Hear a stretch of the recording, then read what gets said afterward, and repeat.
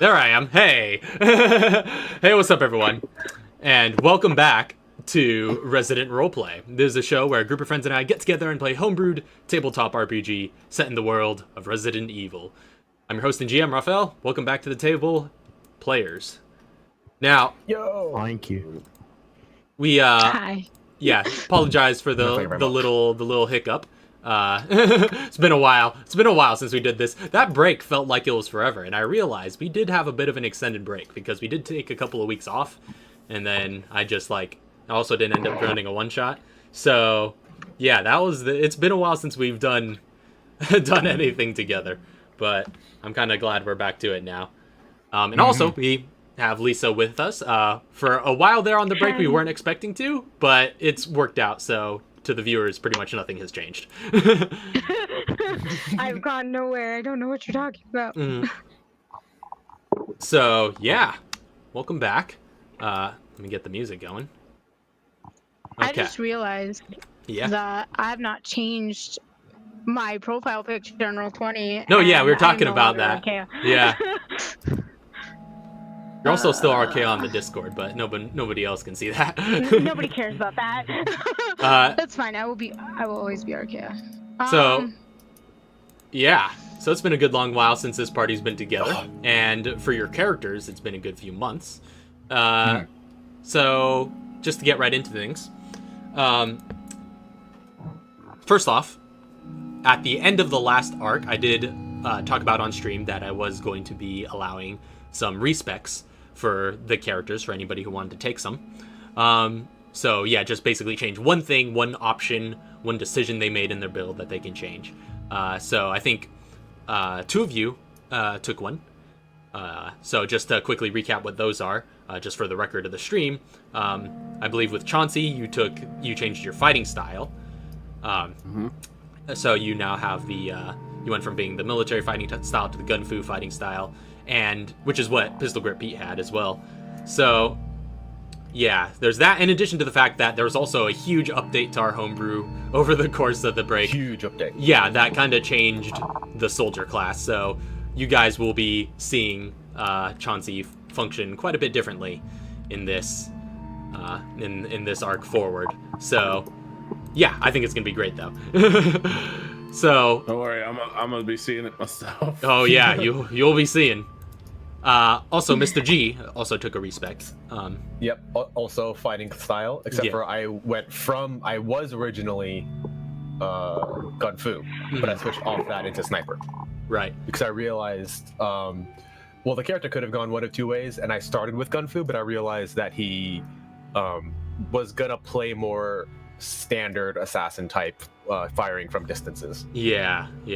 And also, this wasn't part of the respec, but there was one slight adjustment that was made over the break that is reflected on the stats, which is that there was a charisma bonus from an update that took place a long while ago, but because Mr. G was made before that update and was never updated afterwards, we never applied that update to him. So there was one charisma that he was supposed to have that he was missing out on. So your charisma score has increased by 1. And then you took an ability score improvement with this level up, and so your stats are all sorts of different now. So technically, from gameplay purposes, I went up 3, even though I should have had that 1 the entire time. Exactly. So yeah, I think those are all like the little gameplay minutia build changes. So with that being said, while you guys are preparing to give your reports of what your characters have been doing over the 3 months that have elapsed, some people are still finding out. Yeah, I think so. There's some last minute work being done here. That's how we roll. But I'll go ahead and roll into the recap of what happened previously on Resident Roleplay.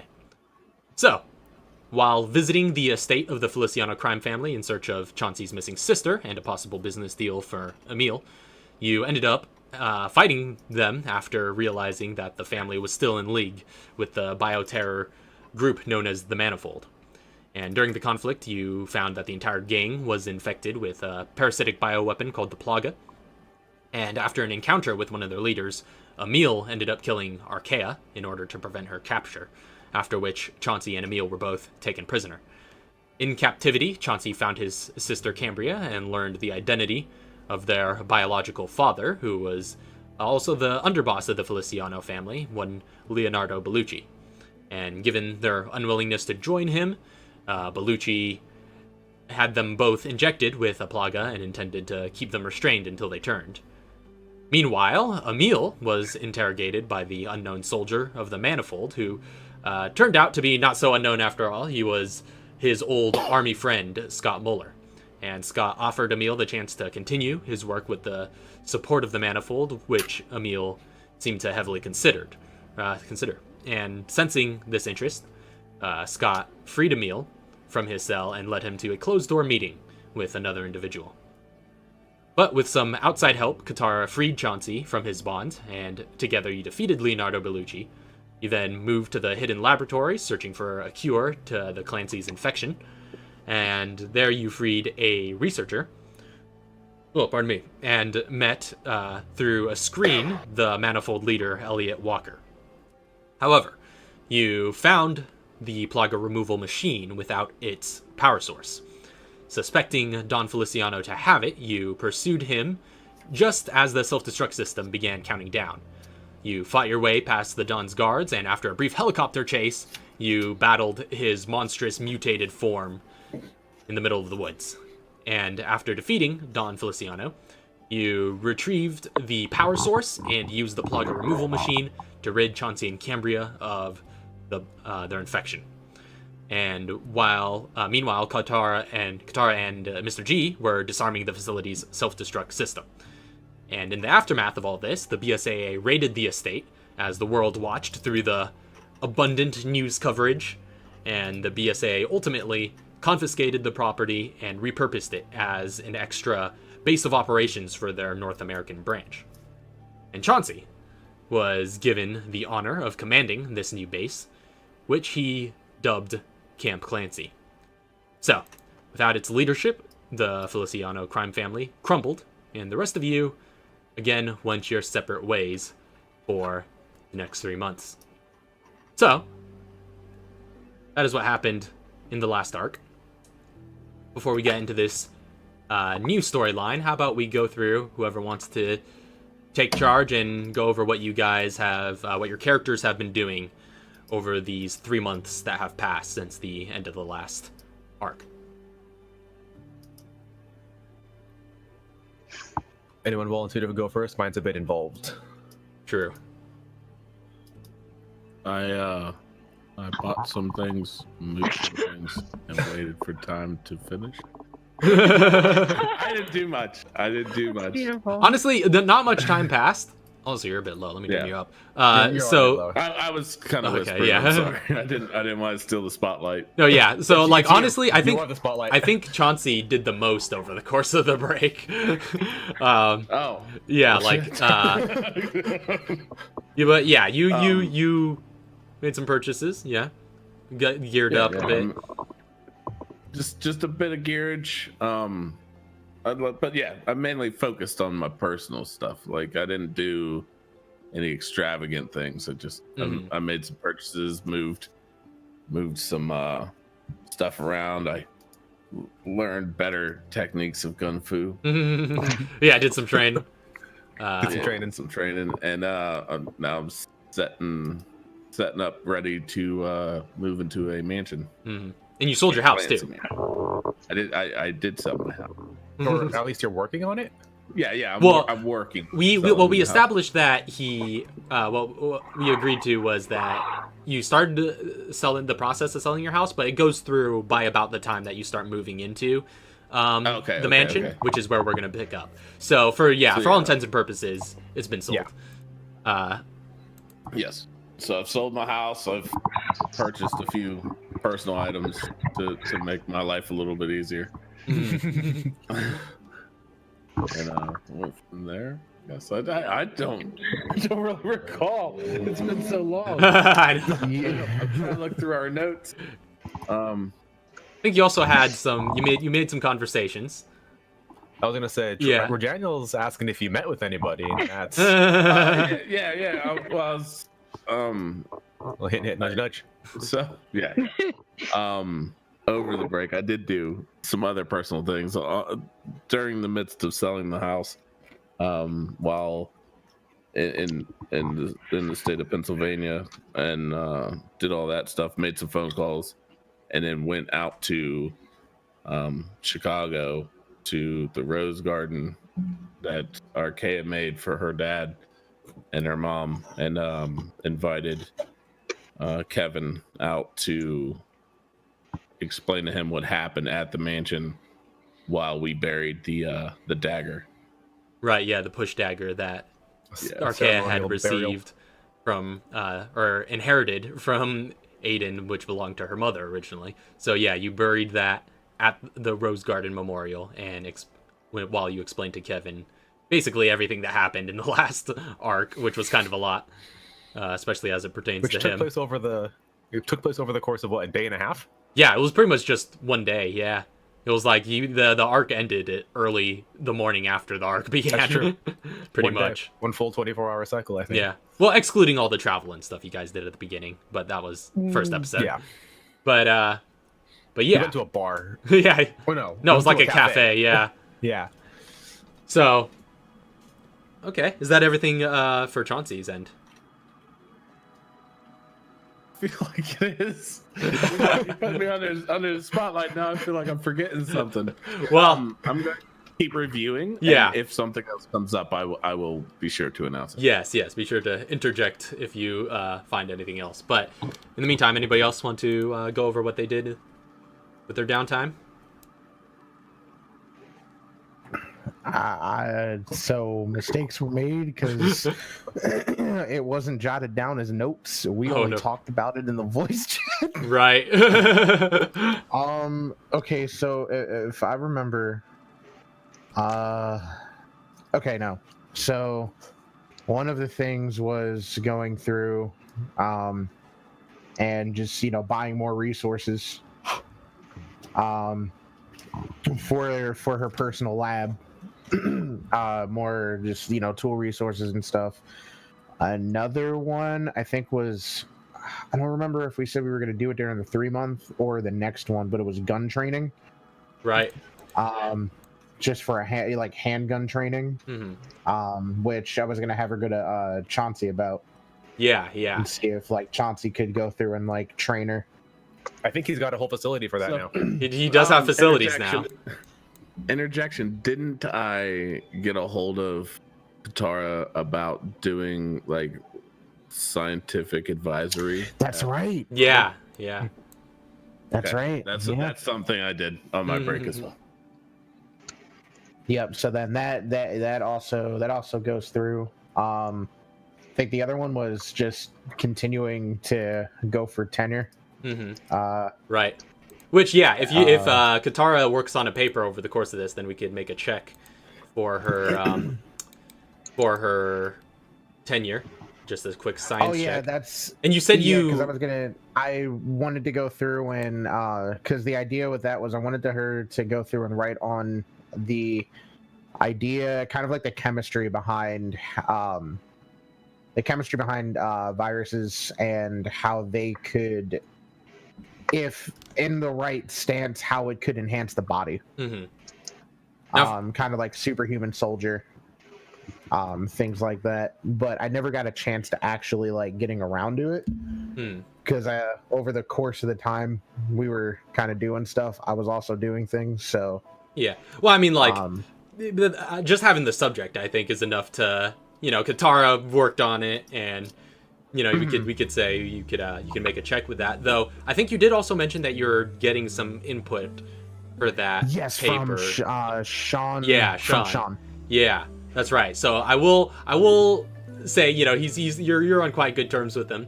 So he does lend some of his input. So I will say that will allow you to get advantage. But you've made several pretty landmark papers over these past couple of years, so the DC is going to be quite low for tenure. But yeah, I will allow you to make a science check then with advantage.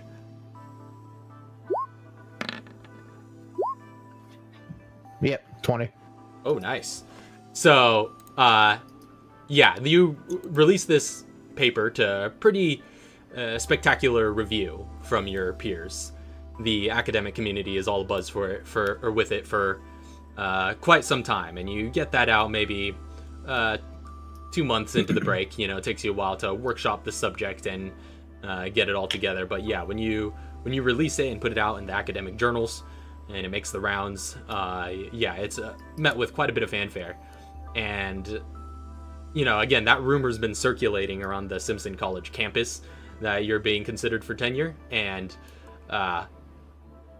basically within that 3rd month, you get called before the council of the college, and basically they go through a process to start making it official. So, yeah, you're getting yourself a tenured status at the Simpson College. Prepare for paperwork. Yeah. Prepare for paperwork. Definitely. Yeah, you pretty much spend that last month knee deep in paperwork, and also within that time, you're personally contacted by Jamie Simon, who is you would know to be the president of Simpson College, and he actually calls you into a meeting at his office. Oh, okay. Yeah, that would be answered right away. All right. Yeah, so you answer the summons and you head to his office at the appointed time, and so yeah, you meet with him. He's an older man, maybe in his 50s, but he's well tanned, clean shaven, with short graying hair, and he wears a brown formal suit with a red tie. And he invites you into his office. You guys converse and catch up for a bit. It's not too often you get to meet with the college's president, but as you guys get to talking, eventually, and tells you, he's like, oh yeah, well, congratulations, Qatar, on the tenure. It's definitely well deserved and long overdue. Just gives him a smile. She's like, thank you very much. I'm just happy I got this opportunity. Well, like I said, you deserve it. Now, I called you here actually today to talk about a very particular matter, though. And now that you're on our tenured staff, I feel it is pertinent that we involve you more with the general vision of this campus and this school. Now, Simpson College has been, for our area, quite a substantial higher education institution. But our ambitions are starting to grow, and with the attention you've been bringing, especially in the global academic community, we are starting to pursue some desires that have been on the back burner for quite some time. You see, we are currently in the process of seeking university status for this college. Now, we already have the accreditation. Now, we're also in the process of building new facilities, expanding our programs. Now, the main thing we're looking to institute is some more graduate degrees. Once we have those, then we will have most of the criteria that we need to apply for university status. So, as for you and your role in this whole affair, well, I know that you are quite a adventurous professor. We know you have to call off every once in a while for your little escapades, and we're perfectly fine with you continuing that. Hey, it's nothing but good press as far as we're concerned to have very active teachers at this school. But I guess all I'm asking you to do is keep doing what you're doing. Keep being the face of our science department and being a good role model to our students. And being that you're the only tenured science professor at this institution, when the expansions are gone through, I have a mind to put you at the head of all of our science department issues. Her eyes just light up. She's like, the head. sorry. I would love that. Just again, thank you. I would, if I can do anything to help, just to help the, this college and eventually university expand in any sort of way, the students and everything. I'd love that. Well, that's how I knew I had the right person. You seem to genuinely care about what we're doing here, so... Not to mention, with your in-depth knowledge on your particular field and just how active you have been, both in and outside of academia, there was just no better choice. So, I only needed to know whether or not you would be open to the idea, and it seems you are, so... Very well. As soon as the expansions are complete, we'll place you in charge of all our science department, and that will come with many responsibilities, but, of course, many resources. And again, keep doing what you're doing, and keep making this institution proud to have you among its staff. And he kind of reaches out for a handshake. I guess she gives a handshake back. Mm-hmm. He's got to keep it firm. Yeah, he's got a nice firm grip from his years in this line of work. And yeah, he dismisses you if there was nothing else you wanted to speak with him about. Oh yeah, no, she ends up heading out. All right. She's just like, all right, cool. So, yeah, was there anything else Katara was gonna work on over the course of the break? Yes, other than that, which is completed, and I guess just like the shopping we can do later, or whatnot. Well, we could do the shopping right now, because that should be pretty quick. Yeah. What are you looking to acquire? So she's just jumping in, and I want to make sure I can for this stuff needed for. Yeah. So. Also, almost forgot about this. Well, I didn't actually almost forget about it. I just had to verify that I had it ready. Again, it's been a while, and I don't know how rusty I am, and I don't know how much I all had prepared. But with your tenureship, if that's even a word, you that actually comes with a new feature, which I'm going to go ahead and give you on Roll20 right now. Tenureship is a word. Sweet. Oh, is it? Yeah. So, tenured professor. Also, tenureship is apparently a permanent position. Snap, son. Yeah, because I think you're still considered, it's kind of like an emeritus sort of thing. You're still considered tenured even if you retire. Yep. Like, it's just like a... No, yeah, it's a pretty big deal. Yeah.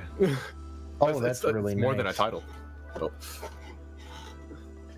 So you have that now.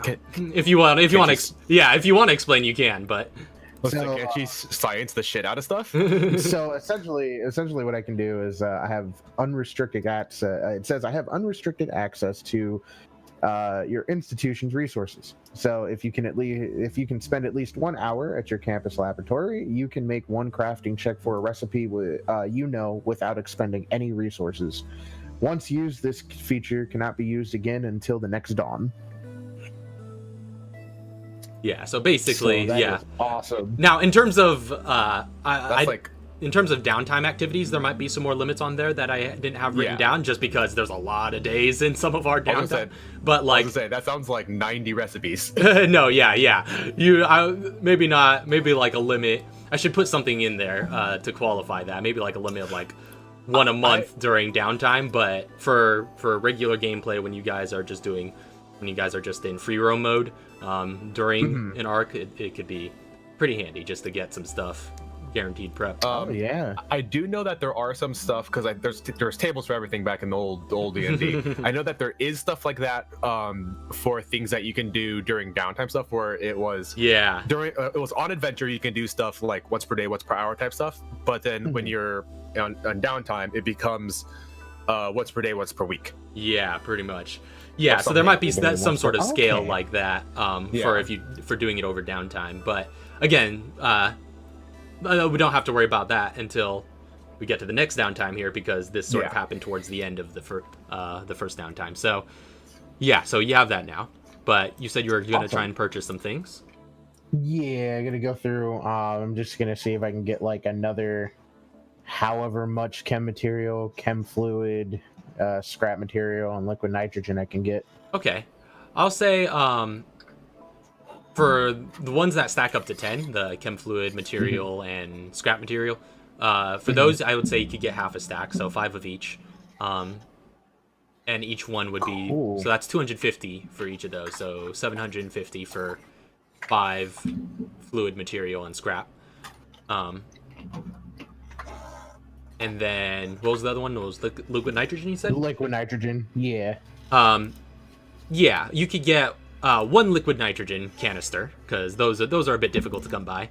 Yeah, but with your resources, you at least you are able to pretty easily and regularly acquire them. Oh, excuse me, because that's a little bit more selective. But yeah, as you've got access to the school supply and stuff like that, so in order to get some, I'd say you could get 1 liquid nitrogen canister for $500. Awesome. Yeah, that's fine. Yeah. Just grab No, that yeah. and it's like, You're making bank, so that's. Yeah, I guess. Yeah, because. Oh, you know what? There is one other thing that I wanted to do, because it was the because I know I have the G virus. That's right. Yeah. And I know I have the dominant plago on me. However, I have a T abyss sample that I guess didn't necessarily get fully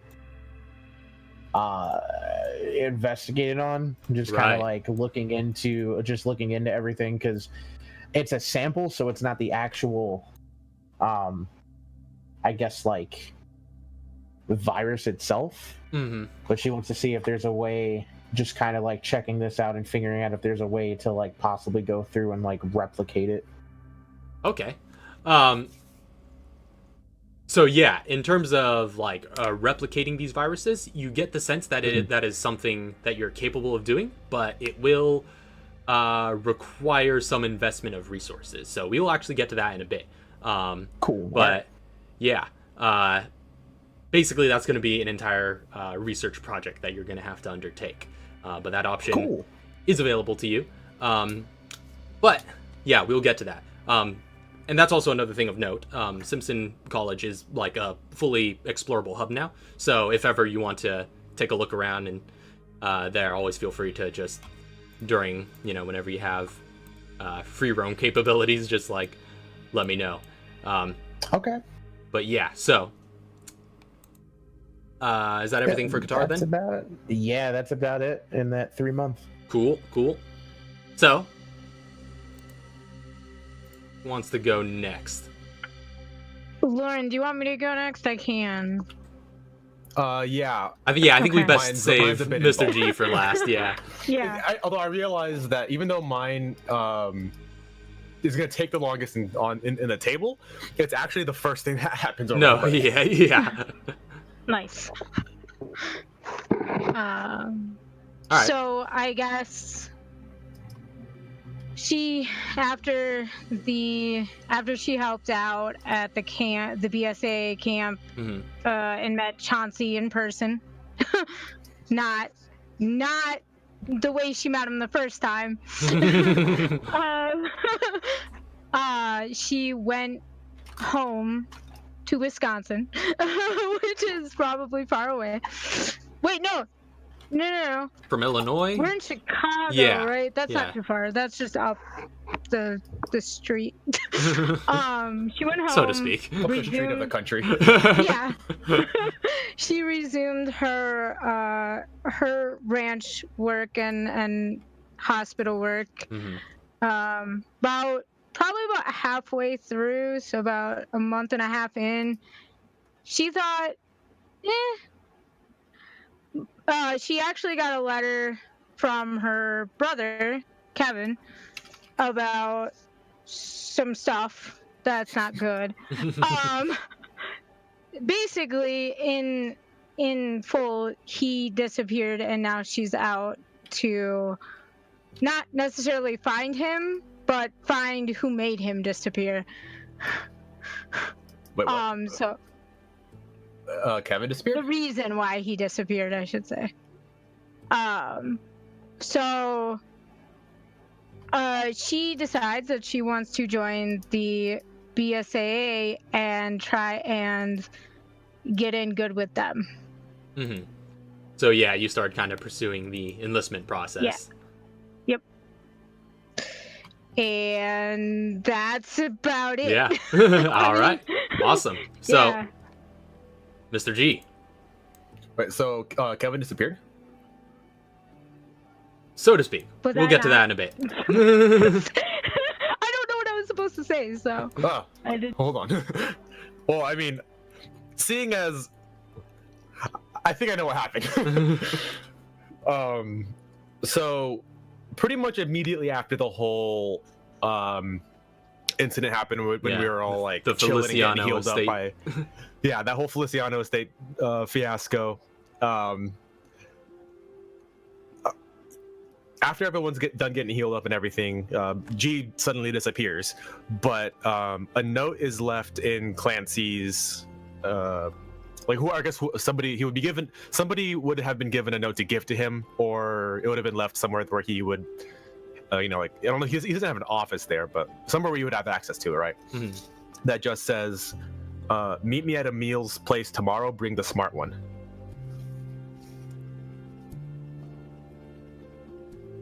So, Chauncey, that note makes it to you. Oh. Can you repeat that? I was reading something. I'm sorry. It says a note is handed off to somebody who hands to you, probably PGP. But it says, "Meet me at Emil's place tomorrow. Bring the smart one." And when does this take place?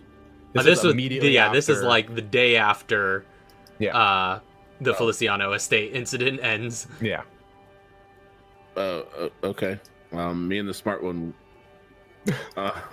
I'll get in touch with the smart one. Hey, smart one. Yeah, what's up? We're being called to Emil's house. My. What? By who?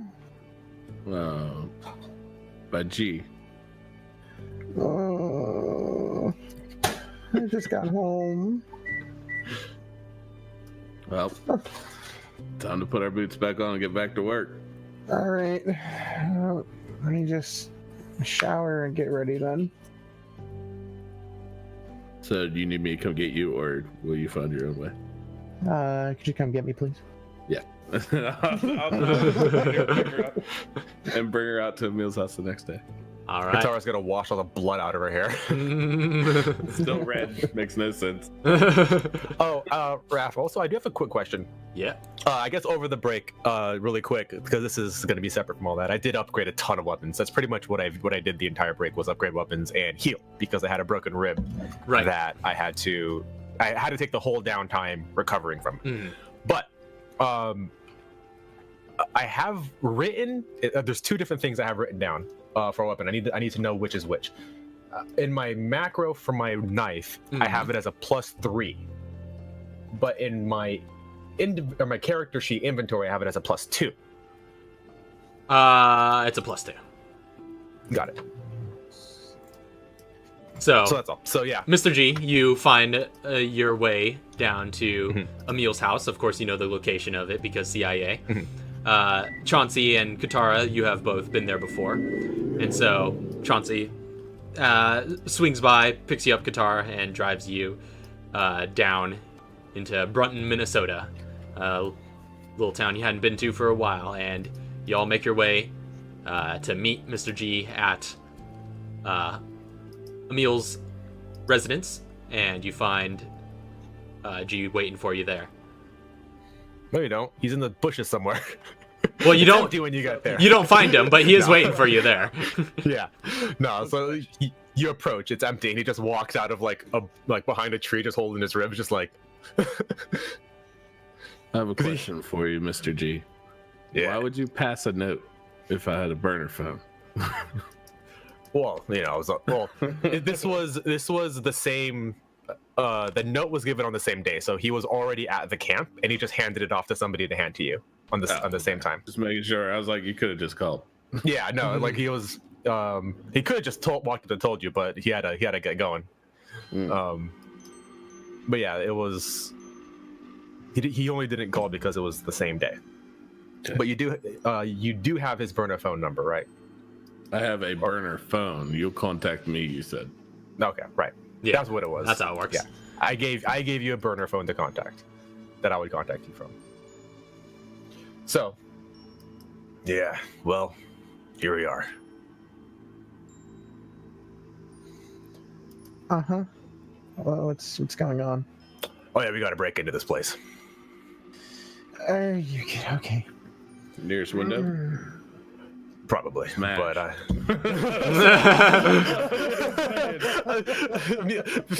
Mr. G just like, yeah. All right, we're going in.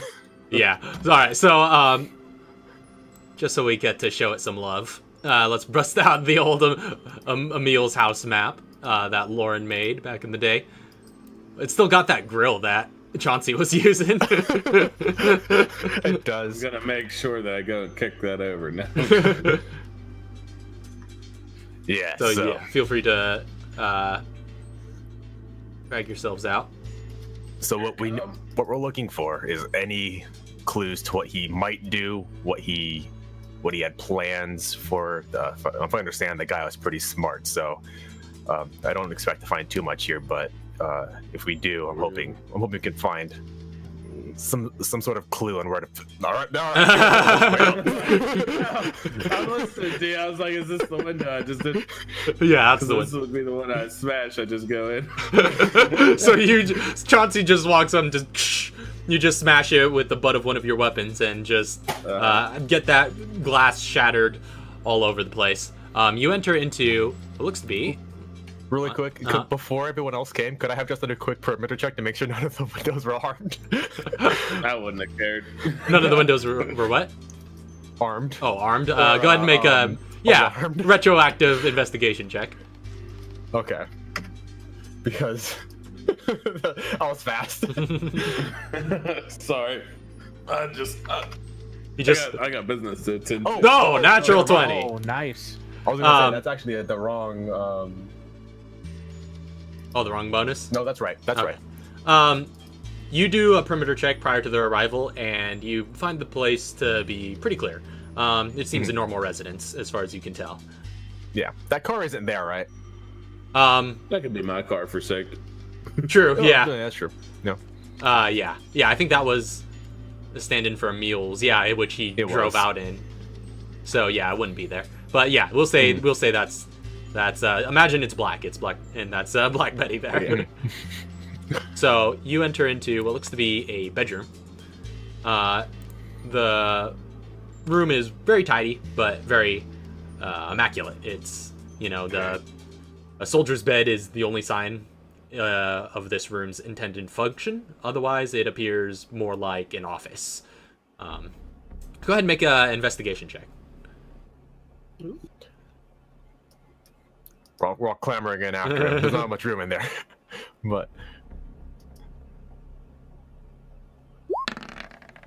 oh wow! Wow. This is why 2 natural ones were rolled in the warm-ups for you guys.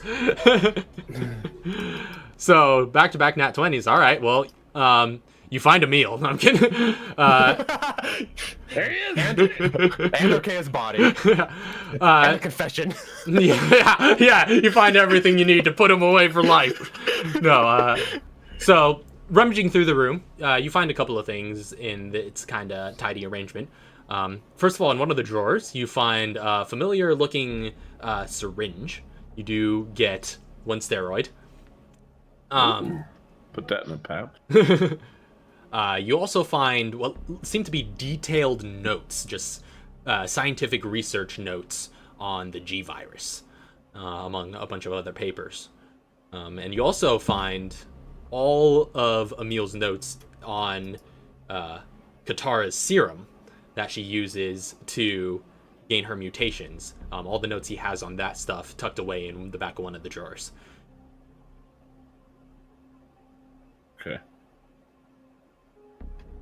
So I found all the notes that he ever made. Basically, yeah. So and looking and yeah, the thing is, as you guys look around from being outside, you know, like this house is on a long road, and there's just lots of grass. There's like it goes into a forest behind it, but there's lots of grass along the side. There are like some houses like down the road, but a good distance from here. So this is pretty isolated. So you did get the sense that it's pretty safe to just break and enter. But yeah, you find all those notes, and Katara, if you're paying any mind to what Chauncey's doing, you'd probably take note of that. Those notes on your serum. Oh, I'll share. Yeah, I'll share the fact that I found the notes and I see your name. Like, hey, this makes more sense to you. And yeah, he shows. Are you muted? Oh, No. Meow. oh, hey, there you are. Oh yeah, I forgot. Yeah, she's just like, oh yeah, let me see. Oh wow, let me see this. You have all the notes. You keep them. Oh yeah, yeah. I'll Take these notes. that'll be like personal item stuff. Basically, yeah. You could just carry Alright. that around as personal items. Yeah, you find all his notes on the G virus and on your serum in this office. And with that being said, it's quite these notes are quite detailed, especially with that nat 20. So it contains quite a bit of information. And basically, if you were to spend a whole week studying these notes, you can get advantage on your check to make the next batch of your serum to get your next mutation. So Good. That's what I'm gonna have her do then. That'll be a ways out though. I think these still need a couple more level ups. Yeah. That nat 20, you're welcome. Yeah. Thank you. So, yeah, the wall on the other end seems to be some sort of sliding door closet, and then there's a door over on this end. I'm going to peek through and make sure the living room was empty. Well, I guess I would have been able, doing my perimeter check, I would have been able to see everything. That's true, through in the window, house, yeah. right? I just Yeah. want to make sure I'm not walking into an ambush or anything. No, but- yeah. I mean, you got a natural 20, so you would definitely know. But, yeah, you exit out into the living room, and you find the living room pretty messy and unkempt. Not much effort has gone towards keeping this room very presentable. But yeah, go ahead and make an investigation check since you lead into waiting into this area. You need help. I think it might be better if I help you. I'm not sure. Yeah, I have a +8. I'm gonna help her. All right. Yeah, you and Katara join forces and give a sweep of this area. Oh, wow. Yeah, What are wow. these rolls today? Yeah, so Dude, we 27. They know Emil's house very well, and I've just been spying on it all day. yeah, I know. Like you guys already know the lay of the land. You're just like, oh yeah, I know where the bathroom is. I can help myself. Yeah, it's like, oh yeah, I remember this beer bottle from last year's party. No, yeah, it's still here. what's in this fridge? Yeah. So, amidst the clutter, you find 7 rounds of 7.62 NATO rifle ammunition.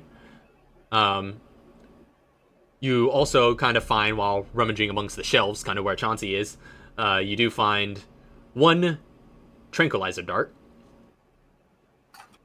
And with that check, you also realize, as you're kind of feeling along these areas, that the one of the shelves has a false bottom, which could be opened up, and when you open it up, you see just a handgun suppressor sitting in there on its own. And All right. I've already got a handgun suppressor. I'm good. and with that investigation, you also find a very particular item. You find Emil's Bible. It's a King James Bible that is amidst some other books. But if you were to open it up, you see like that it looks kind of annotated. You know, you see like little sticky notes and things sticking out of the sides. Oh yeah, she's like, let's see. So you like check out those like areas. Just take a peek into Emil's mind. Yeah. We need to think like he thinks, if we want to take him down. Can I make it like a point if we're digging through these shelves and stuff during the investigation that I'm just like picking up all these records and just tossing them across the floor. Yeah. If she sees a Depeche Mode one just fly across, she wants to catch it. Just deflect missiles. Catch it, yeah. I respect the music, I just don't respect the meal, kind of thing. Yeah. You're shoving just things across. you're just going through. Emptying shelves. Knocking shelves over, knocking his records to the ground, just making a mess of the place. I imagine like while he's tossing these records, one of the shelves just falls open, and to where he finds the suppressor. Yeah, something to that He's just like knocking everything over and just hitting everything, and one of the shelves just goes. So I will say that she just kind of goes over to the, I guess, like kitchen counter, and she'll put down the trank, 7.62 ammo, and then the suppressor. Actually, can I get that trank? I think I could use that. I can sneak up on it, so I'm gonna just like. How many rounds of 7.62? Just 7 rounds. 7. Yeah. And then with the Bible, she's just gonna go to like the little, sticky note, like annotated areas, just kind of see like what's there, if anything may fall out, or if they're just like little quotes that he went by. So opening up his King James Bible, you look through some of the notes. It's well worn, and of course, Emil was a very devout Catholic, so it seems like he was reading through it quite a bit. But you do find in some of these notes some pretty interesting and kind of vague scrawlings at some points. But a couple of the notes stand out to you. The first one is in the Old Testament story on Joseph, and there's a note that just says, "God's divine plan is intricate and vast. I'm a part of it, but how?" You flip through a few more pages and you find another note that seems to link to the previous one that just says, "I am God's chosen child. I witnessed Greenhouse, a joint operation with Umbrella, be destroyed. I was present at Raccoon City, Umbrella's outbreak. Jack became a product of the vile experiments done at Umbrella. A little girl created in the labs of Umbrella calls me her father. I helped a scientist from Umbrella inoculate herself, making her more than human. Everything in my life points in one direction." Those are kind of the most, the notes that stand out the most to you. So she's gonna read those out loud to them. As she's just like, so this sounds like some pretty mad ramblings. Yeah. And yeah. Turns out that guy was crazy. And believe me, I should know. And that's basically like all that like really stands out. Yeah, pretty much. Okay. And then just I guess a Resident Evil just examining the rest of this book. Just, does something fall out? Does anything like look off on the back? Yeah, so you turn it all around in the little 3D model viewer, and you flip through it pretty thoroughly. But that seems to be all there is to it. Okay. Yeah, so she'll just go ahead and put that down. She's like, well, that's all I could find out of that. Yeah, but looks like the man was obsessed with Umbrella.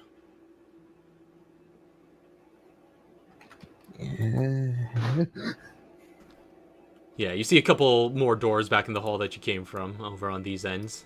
Oh, right. I forgot about that door. I'm gonna check. I honestly don't remember half of these things. I know. That's because you're Mr. G. Yeah, but I looked in them. I'm gonna check these two side rooms first, real quick. So, down. In the lower one, you find the bathroom. Oh, it's a bathroom. Which this is the first time this has been unveiled, by the way. Even when you guys had your stakeout, nobody went in the bathroom. So I was gonna say, I legit forgot that was the bathroom. Yeah. So I thought it was like the closet or a room.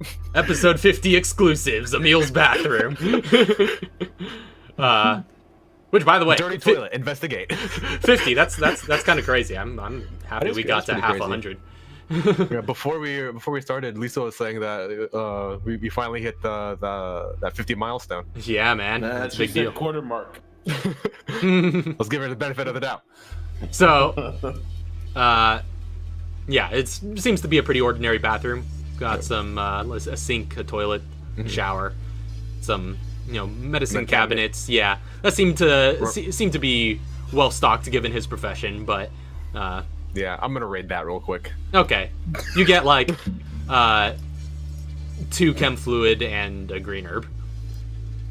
I'll bring those back into the room. I'll give the chem fluids to the one who knows, who might know what to do with them. I'll probably keep the green herb on me. All right. But I'm gonna wash my hands before I leave. Oh yeah, and you said you're also going above that? Yeah, check that other small room.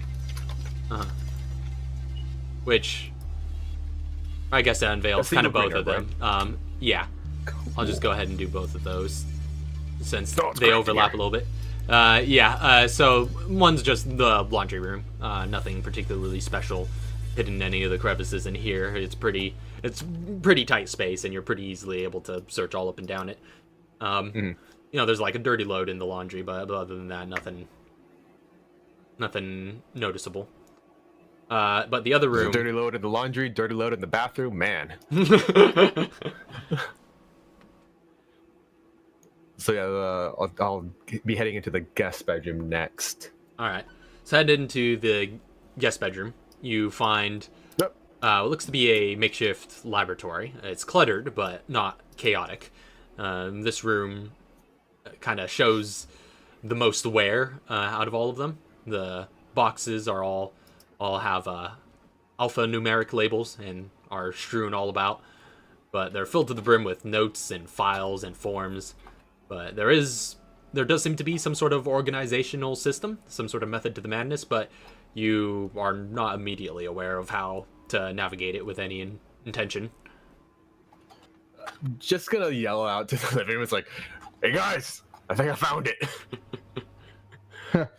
Help!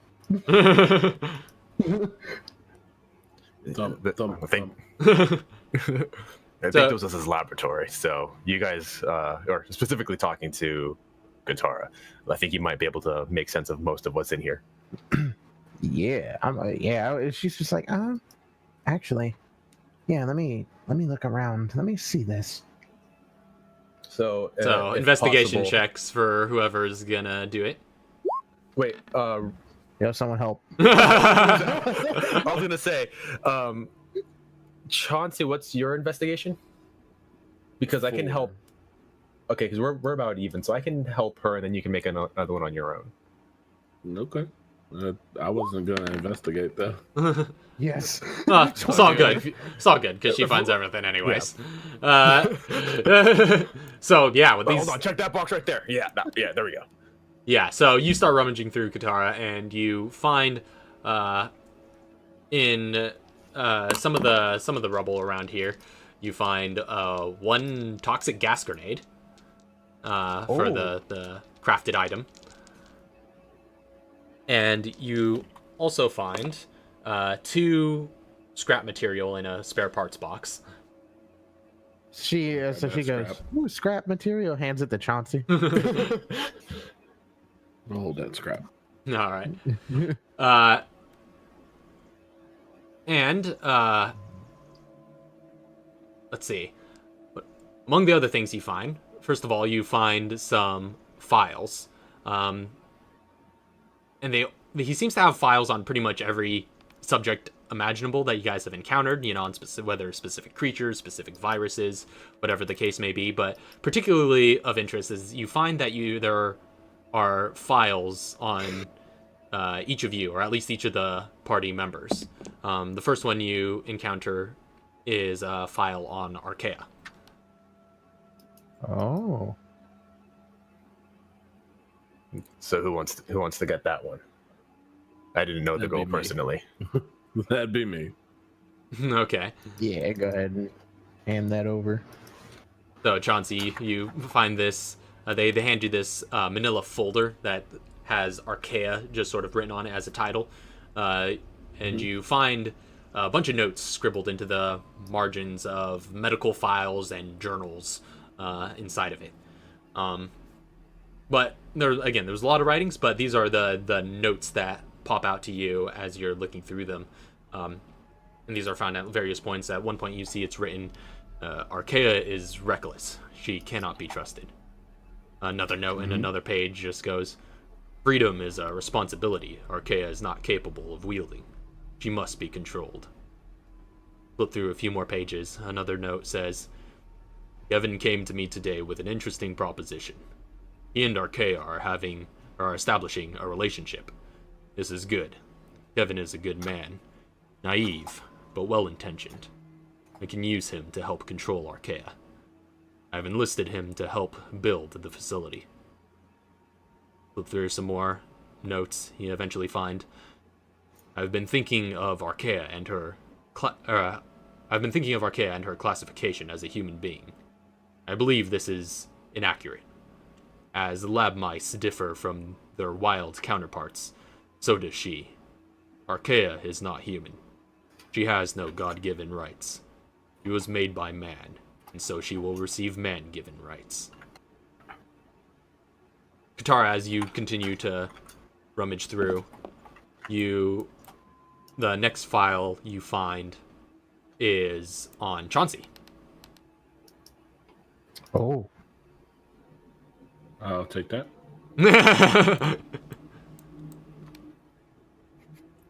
So, So she's just I'm just overlooking, like, hey, I'll take that. And that one. That's mine. That's also mine. That's mine So, too. like- Give me those parts. so like a lot of this, I will say, like, you know, as she like reading through these things, she will read these out loud. no, okay, so yeah, you kind of look through it and read some of the notes out loud to Chauncey.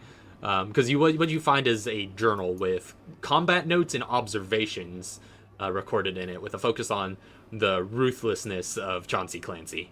And certain passages stand out amidst all this data as basically little opinion pieces. Well, let's hear it. I want to hear these opinions. Like one of the little opinion notes you find just says, I need Chauncey on my side. His potential as a pure force of targeted destruction is unparalleled. The perfect hammer for any nail. Another note reads, Chauncey assassinated Chester Herman. This is interesting. He showed remorse, but not about the murder. It appears he wants to be and this next two words appear in quotes, good guy, but will still complete orders given. He will be of much use. With him and Aiden at my side, no one will be able to stop me. And Katara, the final file you find is on you. She's like, let's I'll see take this.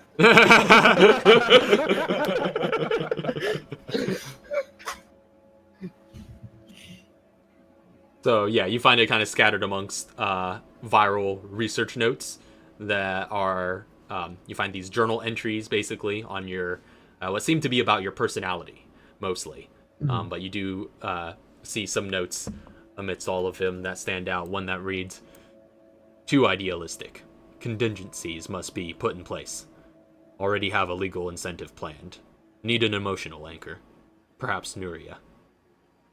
You flip through a few more pages and you do also find this note that reads, I have sufficient evidence that Katara initiated illegal research. And then it lists in bullet points. The first point reads, her condition. Pyridine pills are synthesized from the steroid we isolated in her DNA. The next point reads, loan to fund greenhouse solutions, of which she is head researcher. Soon we'll have evidence of dealings with the Feliciano family. You flip through, you find some more notes. Nuria is now on Pyridine. That should keep Katara satisfied for now. If I can cure Nuria, I can hang that over Katara's head indefinitely. And down the same page, another note says, Katara previewed the facilities. She seemed to be on the same level about Archaea, and has agreed to help me study her. With her research, humanity takes a step out of the darkness. I will guide those steps.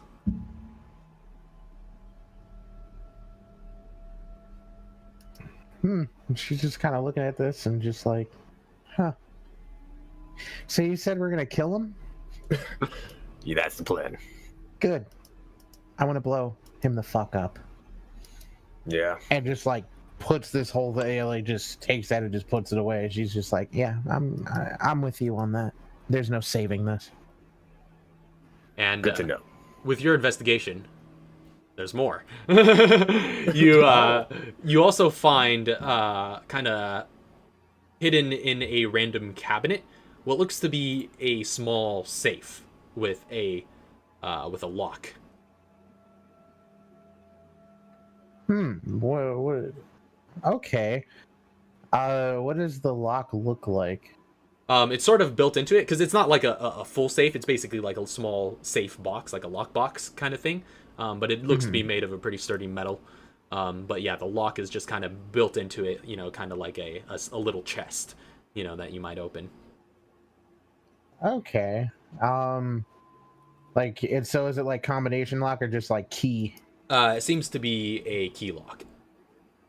Oh, she looks over at Mr. G. Is just like, do you know how to open these? I mean, I could just throw acid on it, but Let me see. I might have. I'm just gonna start picking at it. All right. Go ahead and make a mobility check with your spy gadgets. All right. So if I remember correctly, it's mobility plus proficiency. Right. Well, I think it's doubled Acting as because if spy it's a skill. gadgets. Yeah, I have specialty, but acting as if it's a skill under mobility. Yes, exactly.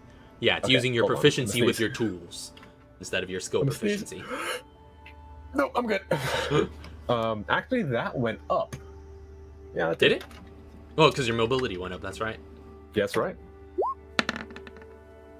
Oh, That's still a 13. still a 13. I mean, good thing for I that. didn't crit fail.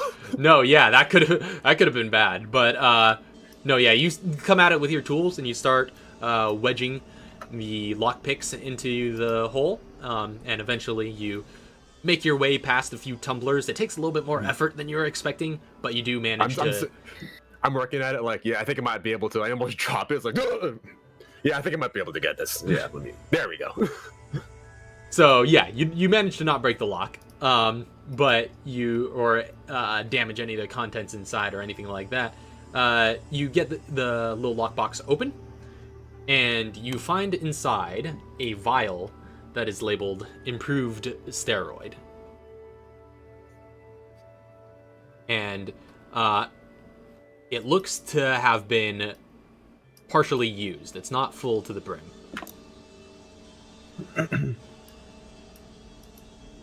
But yeah, there are enough, to Katara's estimation, there are enough doses in that vial for uses.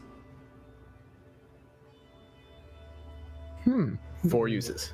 Mm-hmm. But you're not quite sure what it does. We got some magic juju juice over here. yeah, she's like, huh. I wonder. And she like takes it and she's like, I probably wouldn't drink that. oh no, I'm not going to. It's just interesting. Indeed. I'm gonna have her pocketed for now. Okay. Chauncey, I need you to go ahead and make a perception check with advantage for situational awareness. Ooh, Oh crap. forgot I had one of those.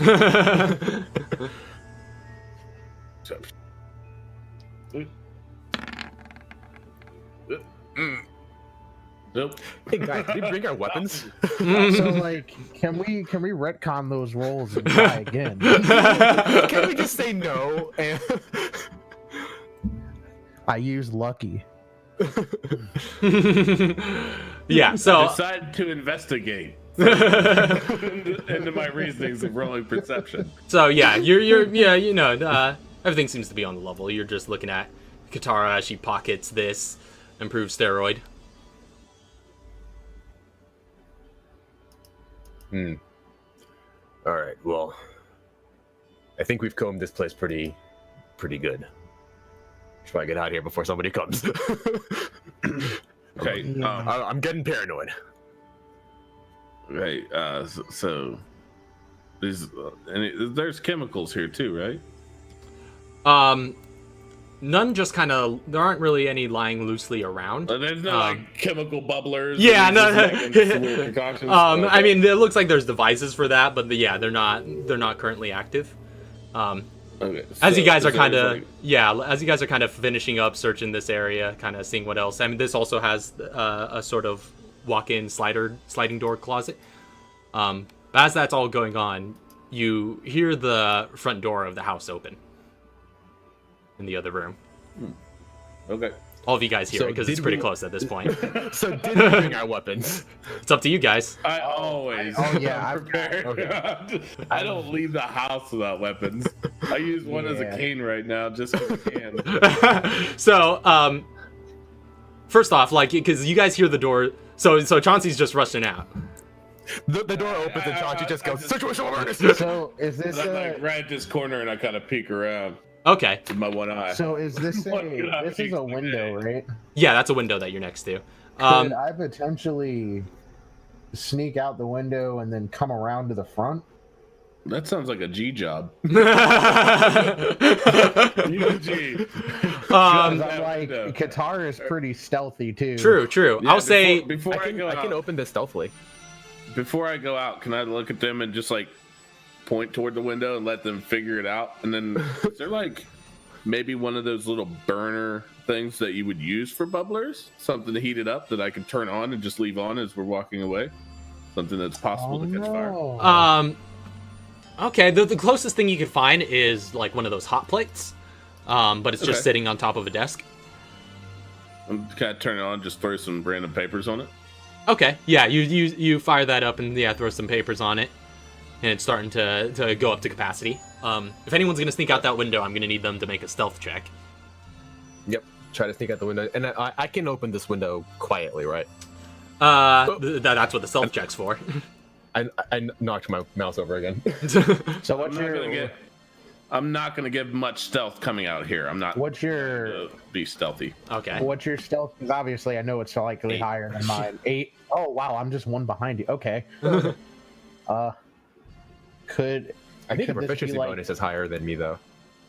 That's true. Yeah, So Yeah, next that level is- mine goes up. that's true. That's true. So right now I'm at 8. Okay. So you want us to both roll separately, or can one help the other with like? In this case, I'll say you We're both pretty have to close. I roll think separately. separately could Yeah, work. I think you for this type of action, it would be separate rolls. 15. Okay. 11. Mr. G makes a little bit of a ruckus as you open the windows and you find like just a screen, and you just kind of gotta kick that out a bit. And you try to catch it before it just like clatters out into the other side. There are bushes on the other side, but it still kind of like clatters out onto them, and makes a little bit more noise than you were hoping to make. But Katara, once it's open, you and Katara are able to sneak out pretty quietly on that end. But Chauncey, as you peek out the door, first of all, like all the while, you guys heard that door open, and you heard like a plethora of voices in the living room. A bunch of More than one? Yeah, it sounded like a bunch of large group of people just talking to each other.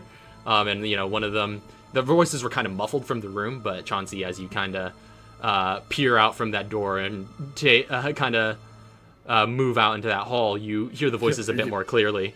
Huh? Can I flavor that just a little bit better, where I don't really like walk out Okay. just quietly? I just kind of open up the door, walk through, and kind of like dust in my hands a little bit, and see everybody like, "Hello, gentlemen." All right. So, all right. Let me do this then. So what you saw, yeah. So Do we see anything coming up?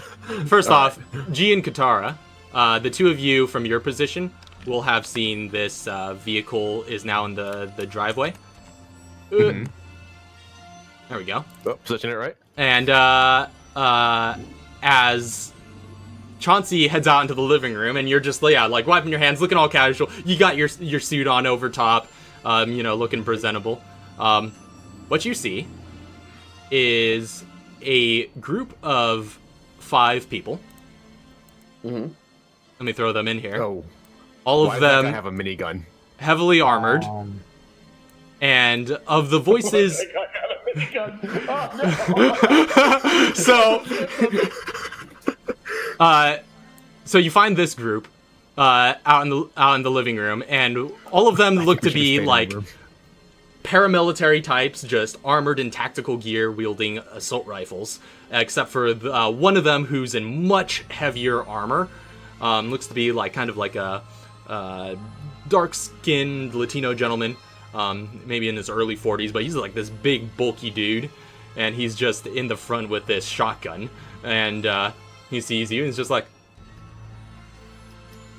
and he kind of looks at the others, and as he does, he says, to be fair, we can't see your face. yeah, to be fair, I couldn't see. I just looked at your picture and imagined it moving. Wait, say what? We can't see your face. We don't get the facial reaction. But well, there wasn't really a facial reaction, but I was just saying I kind of imagined Yeah. Well, he does kind of look at the others all kind of puzzled like, and he looks back and he's just like, "No, I wasn't expecting to have any guests here." Neither was I. And I'm still kind of just like wiping my hands. It's like, yeah, and they're all just standing there kind of awkwardly. The bathroom. Yeah, the four behind him like basically like fan out and have their guns trained on you, and the guy at the front that seems to be leading them with this shotgun is in this big, bulky, heavy armor is just like, "You here by yourself, friend?" With my movement. With my movement. I'm the captain of the BSSA. Do you think I'm alone? BSAA. Sorry, BSAA. And the BSSA. Yeah, and the BSSA. And the BSSA. Yeah, the BSSA. Oh, hey, this guy. Yeah. Could we flank around the outside so that at least I can get a good view through the open window with my rifle? Out the open. So you're heading which direction? I'm heading out this way and going around towards this way. Like if I can, it doesn't look like there's much. I should have added more bushes. Heading around my imagination and get to where I can see through the front window. Okay. So yeah, you could do that while this conversation is going on. And Cool. This gentleman just sort of like, I think Qatar passes me though. possibly if you're following. I'm trying to figure out like the area because I have an idea in the event we get into a fight with these guys, and it's just as long as Chauncey can get out, I want to blow up the house. I was setting it ablaze. That's like the whole I want to because like I said, she still has her grenade launcher on her, but only with the explosive. And considering that this is a that is those are some stoves. Those are some stoves, and there's a lot of stuff here, and these guys are here. As long as Chauncey can get out. So I say no, it'd be a real explosive device is propane. I'm sure that's a propane grill. Yeah. So I don't know if that's a gas grill or a gas stove. It could be electric, and it'd be a waste of an explosion. You can put it right there still. Anyways. Well, what are you guys doing? What are you guys doing immediately? Well, I'm flanking around, but okay. I'm probably off the map downwards though. Yeah, like I want to. There's no windows on this wall. I wouldn't. I want to flank around as well. This way. Yeah, I want to flank around as well and follow just to kind of like get off the map a bit and have like a little pointing inside. Yeah, if possible, get to the other side of the road and kind of like lay low in some grass area or something. But I want to look in this way through the windows. Yeah. And I have a scope that I'll look through, and if we're far enough away that we can't see, I'll hand Katara binoculars if she needs it. Okay. Well, excuse me. As you guys are moving, and as you guys go out that back door or that back window, in your sort of cluttered escape, you did make a bit of noise. and one of the soldiers in the back, he still has his like rifle trained on where on the hallway where Chauncey is, but he's still kind of like seeing that this inside area is kind of cluttered. He's keeping a careful lookout. Can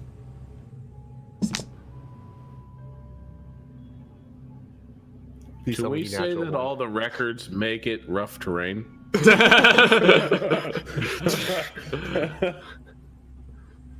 Well, perhaps he didn't get through that many. It's pretty trashed as it is.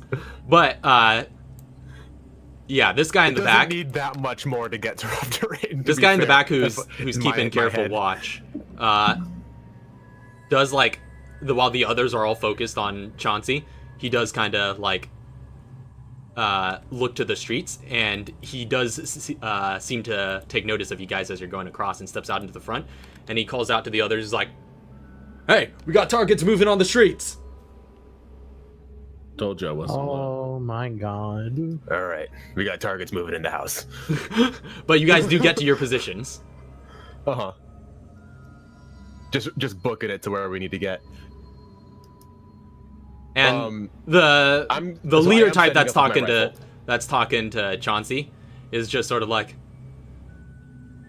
"Okay, I see how it is." And he just like pulls his shotgun up and just racks it, and he's pointing it right at you, Chauncey. I pull my shotgun up faster and he doesn't rack it. All right, roll initiative. As I see him pull it up, I'm ready too. Roll initiative. Let's see if you do pull it up faster. Oh, and I have that fast draw. Yeah, you do have fast draw. It says I roll fast. I can pull it off faster. Oh, we got targets in the streets. Yikes. Okay. Man, I've rolled 2, 3, 2, 4. No, 3, 2. I rolled a 20 and then 2, 3, 4. Damn. Oof. Okay. 20. Right, fast draw, initiative plus proficiency. Yep. That's it, right? So Yeah, you get to add your proficiency to initiative. So Katara, you stole my thunder. So what are we at? G's at 9. Okay. Chauncey is at 16. And Katara is at 20. All right. So, as the situation is kicking off, one of the soldiers who was kind of keeping watch takes a look outside, calls you guys out. Their leader racks his shotgun at Chauncey. Chauncey racks back. Katara, you're up first. Okay, so the area that we're just kind of in right now. So like, is there any sort of cover? Is there like a little bit of a dip that we went down? Yeah, on the other side of the road, it does dip a bit before going out into an open field. So that dip, I would say, is enough to give you half cover, as long as you stay low, but that's the most you're going to get. Okay, so that's fine. So that'll bring me up to 19 then. I think. Can you drop prone with that and make it even more? It would probably mess with your visibility if you drop prone, so they would get, well, they get some cover anyway, just from being in the inside, but depending on how you're going to go about attacking them. Big guy standing in front of all the little guys. Say what? So do I get cover from the big guy standing in front of all the little guys? Just curious. He's taking up the hallway. What I'm gonna do is I'm gonna have her move over to G. Okay. I'm just gonna have her stand right there. For her action, she's gonna go through and shell skin. Okay. And that's gonna knock her AC up a bit more. And then she's going to just kind of like kneel. And she's gonna kneel. Have her grenade launcher ready, pretty much, but that's about it for now. Gotcha. Because she's keeping trained to make sure that Chauncey can at least find a way out before she does what I want her to do when her turn comes around. So you harden up your skin and draw your launcher and stand at the ready. So that's Katara's turn. Chauncey, you're up next. Oh yeah. Back first. So like, can I speak to him to find out, like, hey, I won't kill you if you don't want me to, but I don't want you to try to kill me either. So can we just put our guns down? Like, is there really a necessity for this? Because you know I have people here. You know that I'm important. And you know I'll kick some ass because obviously you're here for the same reasons I am, except for you're on the reverse side. So you know my story. Like, try to intimidate him down, I guess? Sure, I'll allow you. Yeah, I'll say make an intimidation check. I don't remember what it was. So... That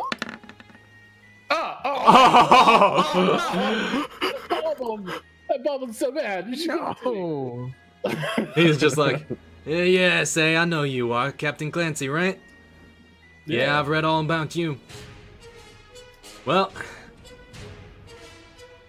I'm afraid I'm still gonna shoot you because you're not supposed to be here. I'm afraid, ba-boom. I'm not supposed to be here, but I'm pretty sure you weren't invited either. Yeah, so let's go ahead and roll off some chocolate shells. That is 3.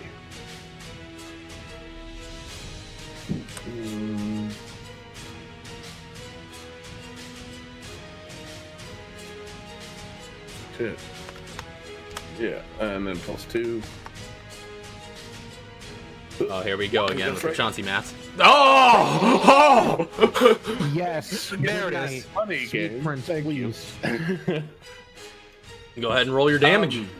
He doesn't even need the. Can I go ahead and throw on one of my maneuvers Sure. What are you trying to do? onto that? I think I should have went for straight up headshot. I'm sorry, but can I go for? I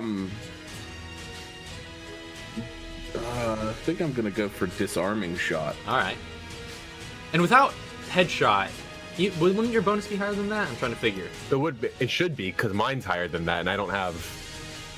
Wait, did I do the wrong math? Let me see. Because what you got +3 for mobility. Your proficiency is 4. Your weapon is a +2. No. So that's +9 actually. But that's okay. It's great. Yeah. So yeah. Go ahead and roll up your damage. Okay. Let's see, I have this. 2 shots. Tinker shots, no.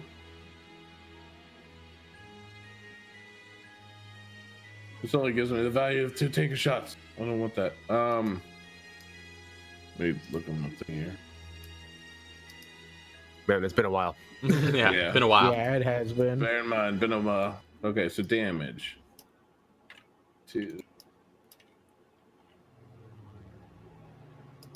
Plus 3 plus 2. Yeah. Okay, so 5. That's what it'd be. Because it's minus the 4 for proficiency, right? 9. Yes. Oh, and it was crit. Yeah, so another 48.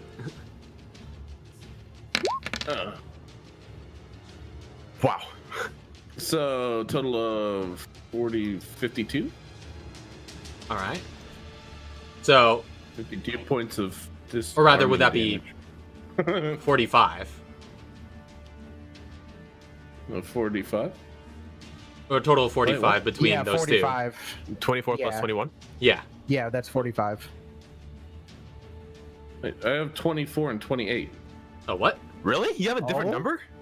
Yeah. No, the 28 was your was your attack roll.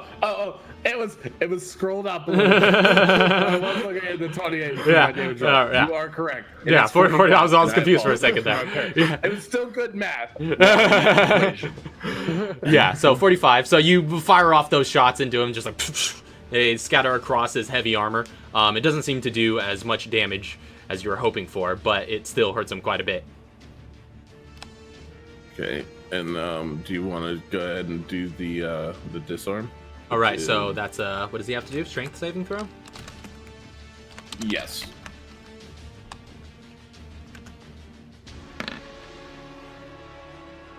That's an 18. Yeah, got that. So yeah, he got that. resists, and yeah, you shoot at his arms, and he almost loses his grip, but he manages to keep a tight hold. Okay, and go 2 more shots to his. This time I'm gonna use headshot. All right. Forgot that was a thing. Is 5.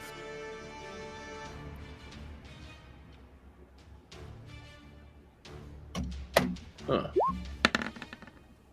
And close quarters, so Yep. Yeah, you get your advantage.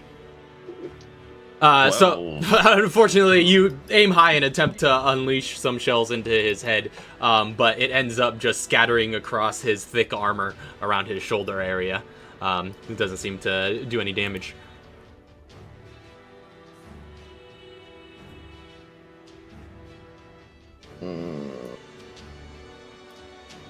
I am going to. I'm gonna go ahead and hot swap my weapons out. All right. With my what's it? Is it efficient maneuvering? No, not efficient maneuvering. Man, I hate when this thing goes for me. The retention shooting. Right. Can I pull a weapon and fire it now Yes. for a bonus action? Yeah. As long, for let's see. Yeah. Well, for opportunity attacks, I've always kind of allowed that you could like draw a weapon for an opportunity attack. Oh wait, So- yeah. Retention shooting is the opportunity. Yeah, Trusty yeah. sidearm. That's the one I meant. Yeah, trusty Yeah. sidearm. I don't know. Pull it and I don't know fire if you have that yet. Wait, no, you're level 10. I It's forgot. Yeah. it. Yes, sir. You just got that. I was doing a lot to study. So you can draw and fire a handgun as a bonus action, is what that allows you to do. And all that I know, this is the day after. Mm-hmm. But do all my bonuses count? For We did level up on that day. No. But my weapons didn't level up. that day. from the purchases and stuff. Mhm. That's true. I would say I want to play it fair. Yeah, I didn't wanna... that's true. No, that is. I don't have this gun. Right. So no, I'll say your bonuses do not yet apply because you have not had a chance to do all that shopping. I'm still gonna quick draw out my Magnum and pop one. Well, it has to be handgun. It is a handgun. A Magnum's a handgun. Well, isn't and it? it has to be the handgun classification. Not. Oh, Oh, see, I just thought it was Yeah. just the firearm in general. Yeah, I ain't got a handgun. Not. Yeah, it can't be any one-handed firearm. It has to be a, handgun. So like the M9 or Glock or any of the others. I get it. Also, Doc disappeared for me again. Let me try refreshing. So that's not gonna work out. Then I'm not gonna do that. All right. So I was just thinking it was pretty much any sidearm. Like, oh, boom. Chauncey's version of a handgun is the revolver. Magnum is like That's what I use. Yeah. it's like a heavy handgun. Yeah, hand cannon. It's your sidearm, but it is not considered, for the sake of mechanics, a The handgun. sidearm. Yeah. A handgun. All right, so I think that leaves me shafted. What are you gonna do? You have some new mechanics. I do, but I don't know if I want to use that just yet. It's a little early, but yeah, you know what? I'll do it. I'll go deep. What are you gonna do? I'm gonna go ahead and let off this this fancy new thing called Action Surge. All right, so you're action surging. So what do you do with your extra Yeah. action? For my extra action, oof. I'm gonna retry that headshot. All right, so you get another 2 attacks when you I got it. do that. So Yeah, a full attack action again. Oh, It's not an okay. extra attack. It's a full action. yeah, And because I have extra attack, Yeah, it's as 2 my attacks. action. Yep. It's Alright, 2 attacks I'm out. per action, and you get 2 actions, which is 4 attacks total. Mhm. Wait. Okay. I don't know. There you go. you can do it. No! Wow. What? In your face. Oh. All right Get then. it. All right. So now, what was my math? That's 8. How does that even happen? I don't know, man. These rolls are ridiculous. Guys have just had blue balls for this whole break. 14. Game is just like, let's go. Yeah. See? Yep. 54. There it is. There's your 54. Hey. Hey, yeah, that's what you were hoping for last time. So, okay. Yeah, so you light him up with that crit and just like shoot all sorts of sparks with that headshot across his helmet and gear, but he brings his arms up to block.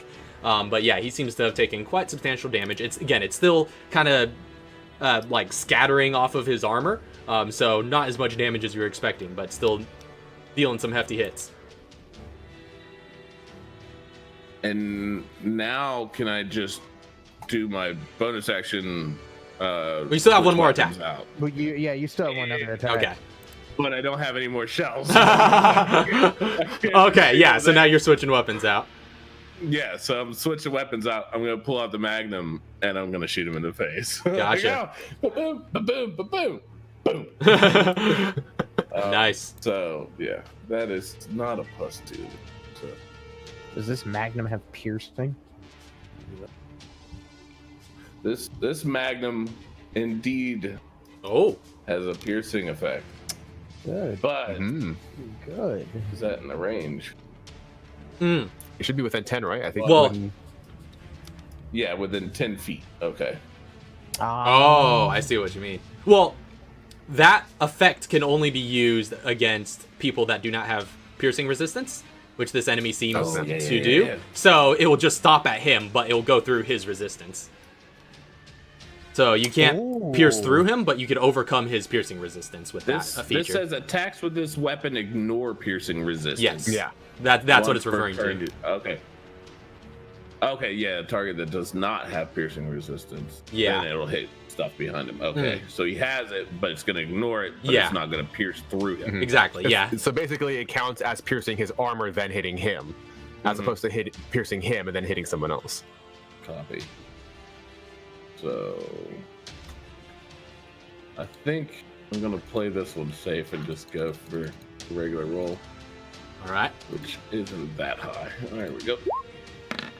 17. Unfortunately, you pull out that Magnum and it just like deflects off of his armor, and he just sort of like plants his feet into the ground and stands his ground. But you are rocking him.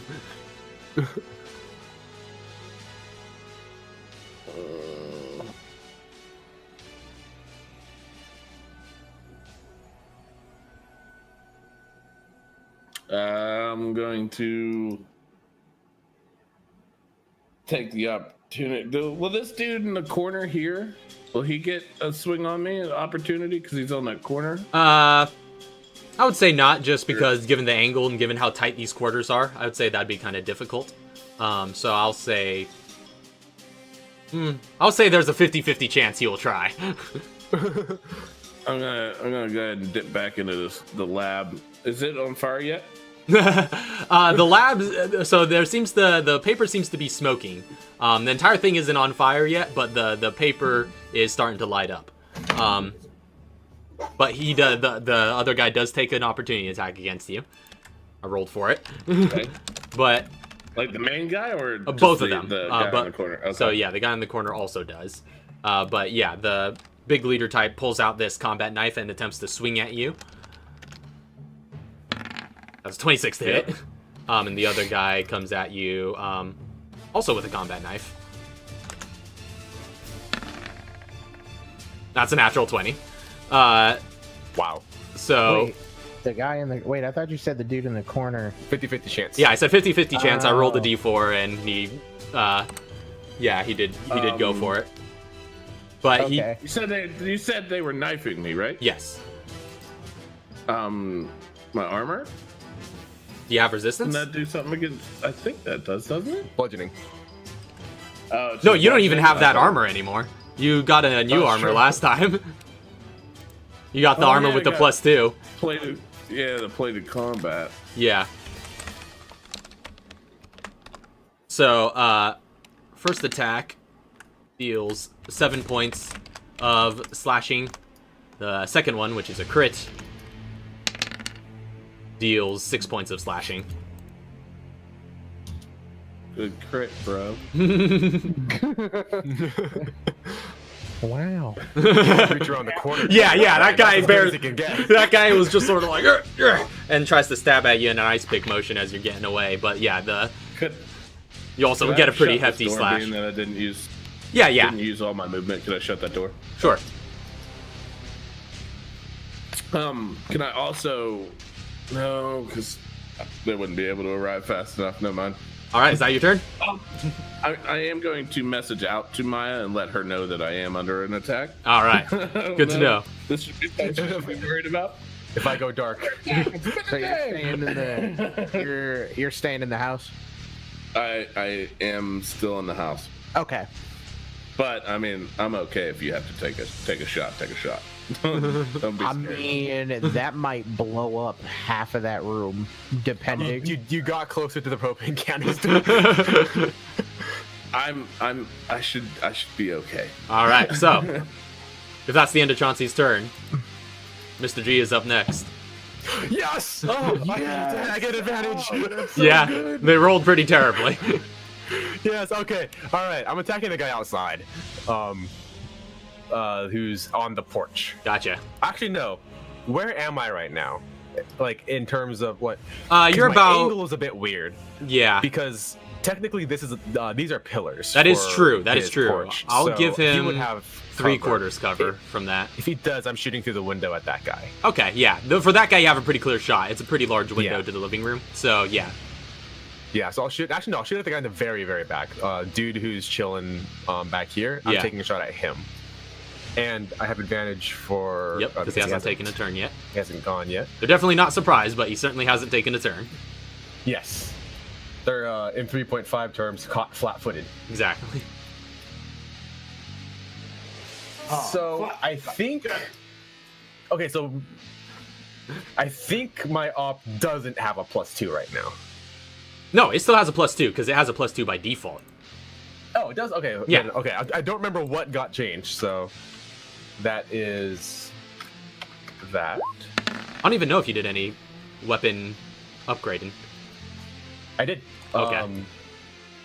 But either the way, weapon I don't have. yeah, Actually, right? yeah. So yeah. So that is a 16. 16 to hit. That just hits. Man, I've been rolling bad.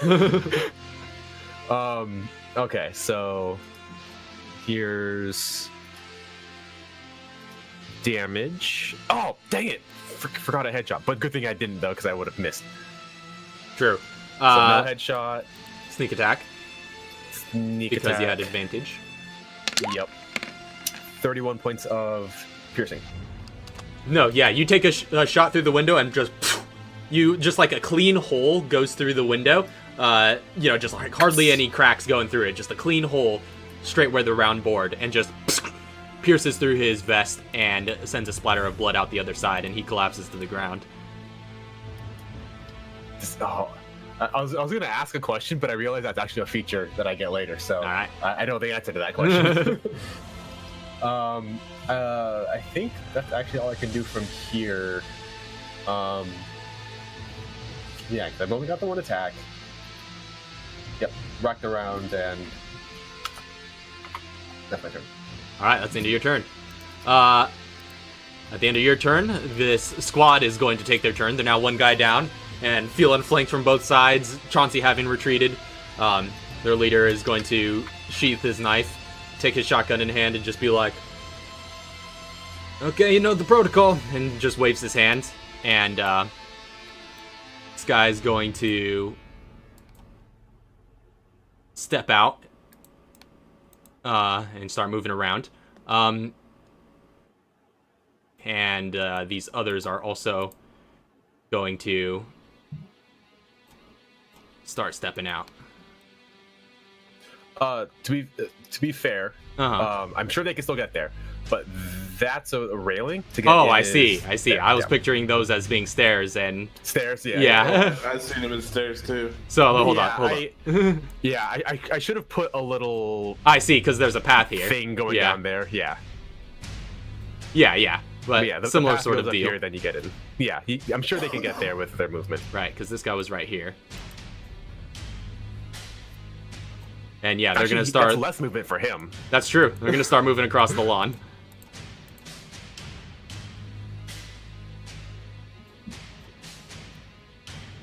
And they're going to start sort of positioning themselves out here. The leader's also going to be moving out. I don't like that they're leaving. And yeah, he's gonna move out here. First of all, they know where you guys are, so they're gonna start taking some shots. The lineup of soldiers, one of them is going to take a shot at you, Mr. G. Actually, I also realized I did buy armor. An improved armor, so that's I have one less AC. Oh, true. So bear that in mind. First shot towards you is a 21. Doesn't matter. the other two are going to take shots at Katara. Wow, also a 21. But what's your AC? 22. Snap, son. Oh wait, no, I have half cover, right? You also, yeah, that's right. You guys Yeah, also you have half also- cover. Yep. So I'm plus what, 2? Plus 2. Does that still hit? He still hits me. So Yeah, are but the other two barely. are shooting at Katara? Yeah, the other two are going towards Katara. Okay, so I'm going to so real quick reaction Uh-huh. with the chem material that I have. Oh. I'm going to go through and throw out Obscuring Cloud and give Mr. G 5 AC. All right, so that doesn't hit you. So just like, just the smoke cloud disperses around your area. So and my AC you are now, is yeah, that attack misses. And pretty you're, freaking high. you're tougher to hit now. But last one against Katara is a 15, Nope. so none of those hit. So just a bunch of assault rifle fire going across the street. Was it? Wait, hold on. Was it 2 against me and 1 against Katara? One against No, you, two against Katara. Okay. And you guys are all the way on the other side of the street. Given the symmetricality of the street, you're about 15 feet off the map. So that's 50 feet away from this guy. Yeah, 50 feet. So you're still within his long range, but he's not going to attack. He's going to use his action to Yeah, 50 feet. Double that. dash around and start getting towards the vehicle. And you see him just like hold a hand up to his ear and start saying some words as he's moving. I'll say you two who are outside can make perception checks. You want to try and hear it? Okay. Yeah, you know, I'll try. Yeah, you can try. I'll say with disadvantage though, because all the gunfire actually. So, but both of you can make it. All my Nope. gunfire is silenced. Yeah, but you're not the only one shooting. I know. Just Oh, yeah, that's that the- makes a nope, difference. Yeah, she's just like, what? Is it Gunfire. a disadvantage? Yeah. Yeah. Perception. Okay.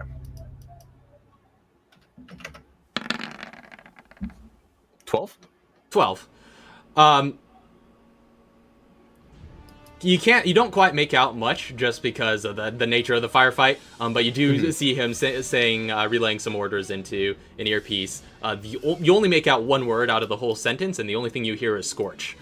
But that being said, That's probably his name. audibly you don't hear anything, but visually, as you see this guy, his he is pretty heavily armored, and he has like a big old helmet on his head, but you do get a good look at his face through your scope. And you do recognize their recognize leader. him, right? Yeah. Yeah, I knew it. I knew it. I knew it.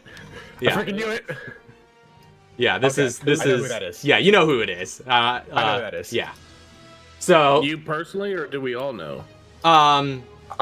I think only Mr. Mr. G would recognize him. Okay. Mr. G recognizes him, but I don't think anyone else knows. yeah, I don't know if has met anybody him, else 'cause has I know who met this him. character is. I don't think anyone else has met him. No, Okay. Katara met him once. Are you? Is this one of the dudes over at like a bar?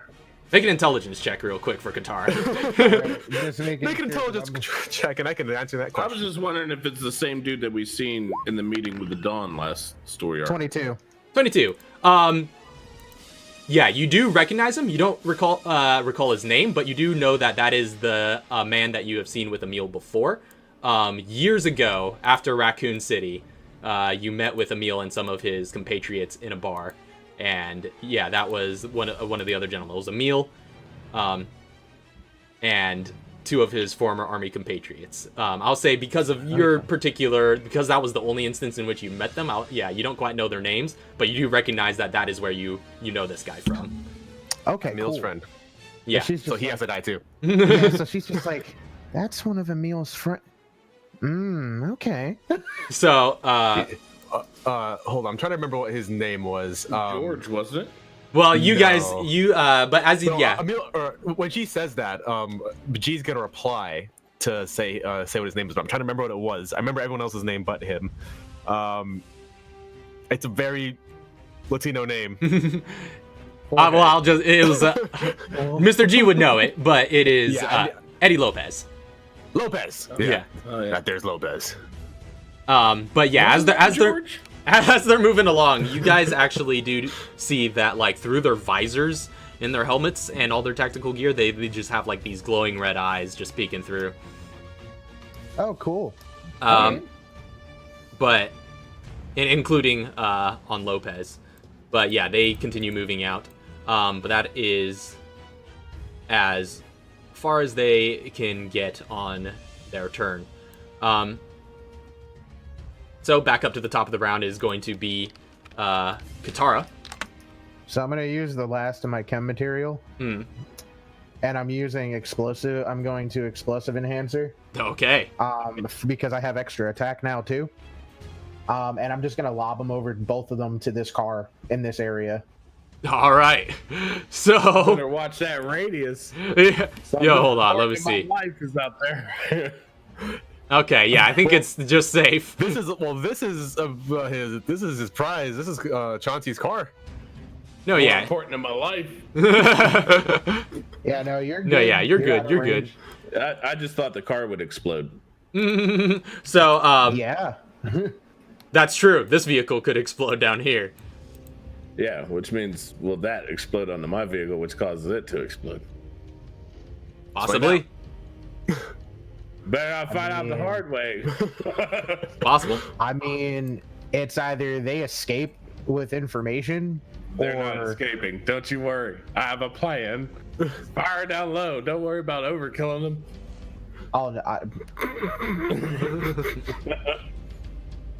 it's still gonna hit the car regardless of where I'm hitting Oh, them. yeah. So, I mean, I'm fire. Like I Yeah, said, what's Katara's explosive doing? What's enhancer. Katara doing? Like Can I you said, put one- she's not thinking. Yeah, that's what the thing, she's not thinking. Yeah. She knows that these like she sees heavily armored people, or at least one heavily armored and the rest just whatever. Regular armored. Regular armored. Knows that they're Emil's. Knows that at least one of them is Emil's friend. Is not happy. Wait a minute. That's Emil's friend. Wants to destroy them. So she's just flobbing. Okay. There's no intelligence going into this right now. So they have to make mobility saves. So who's all within your Wait, what's the range on radius? that? Because we're double this range. No, yeah, it's definitely within her range. The Okay. grenade launcher has It's pretty within decent her, range. Okay. I will probably go through. Okay, so what I'm gonna do is it's gonna get lobbed basically like right onto these guys. Okay. But the car's gonna be within a radius of that. So yeah, it's And gonna. Emil's bed. Yeah, so it's gonna be basically right here. So it's just gonna get these two guys. Yeah. Okay. So So they have to make mobility saves. for Lopez. That's Nope. wait. He has advantage from situational awareness. 12. So and Still the up. other guy.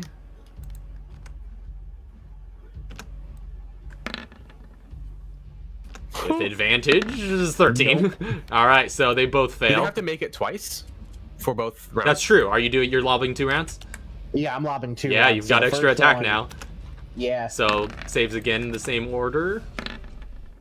Nope They for see on 2 rounds Lopez. coming at him, and they're just like, oh crap. And nope on the other guy. So yeah, they both fail twice. So roll your damage. This is for the first one. 25, 28. All right. First of all, you lob those 2 rounds across the way, and just everything gets obliterated. This guy is toast. His body goes flying across the lawn, like some sort of dramatic, like war scene out of Saving Private Ryan. Like he was on strings. Yeah, and also, this vehicle gets blown to bits, and roll real quick to see if it detonates. It's definitely totaled and destroyed and non-functional, but I just want to see if it explodes. If it was an electric car, it can't. Lithium battery explosion. That's like nuclear. It does not explode, That's but fine. it is totaled. So I'm fine with that now. let me see if I can discolor it a bit here. I don't know if I can actually. Wait, Double here we click go. token? There it is. Tint. It's turning gray. But yeah, it is just charred and blown open, and also their leader seems to have fallen in the process. Katara, how do you want to do this? So Katara she just aims up. She's like, and she's like, you're not getting back, and just fires it over. Yeah, so that detonates like right underneath him and just blows back this heavy armor that he is wearing, and by the time the dust settles, there's basically just like pockets of the armor that are just destroyed, and you just see like basically bare bones hanging out in those openings as his entire figure just collapses to the ground. Actually, okay, so hold on. The gentleman that was next to him actually collapses entirely, but like out of this, or he goes flying, but out of his like kind of charred and destroyed corpse, and with all this like flesh and bone just hanging out of the openings, you do see this just like parasitic creature just pop out of the chest, and they'll put some life in him. So actually, I'll just keep his figure on. We'll just use the same mini, but yeah, there's still some life left in that one. Okay. Yeah, and with that, she's just like good. All right. So that's the end of Katara's turn. Chauncey is up next. Hear these explosions going on near the front as this room is the fire's starting to spread through this room. It's going to take some time. I'm gonna go ahead and hop out the window. All right. That's 15. Mm-hmm. Can I get into my car for the other 15? Actually, I would say it was double movement to vault out the window. So you would have used 20 to get here. So that's still. Yeah, with a dash, I would say you could get. I'll say if you use your action, you could get into the car and start it up and everything. Okay. Am I able to operate it? You would have to wait for your next turn. But if you expend your action on this turn, remaining move speed. That's what it's all getting dedicated to. Okay. Is doing all the startup. So because you would He doesn't have a drive speed. Yeah, you don't have a drive speed quite yet, but you could get in there and get operational within this turn if you use your action. So the big guy is still up. Or this is. You see, his body is still standing, but yeah, there seems to be this parasitic creature popping out of his chest that is piloting him.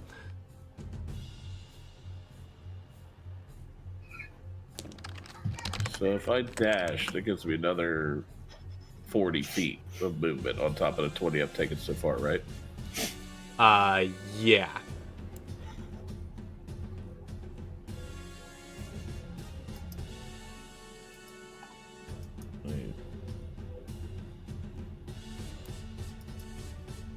And then that puts me another 30 feet. Okay. As I'm running down this way, I'm going to pull out the AR. All right.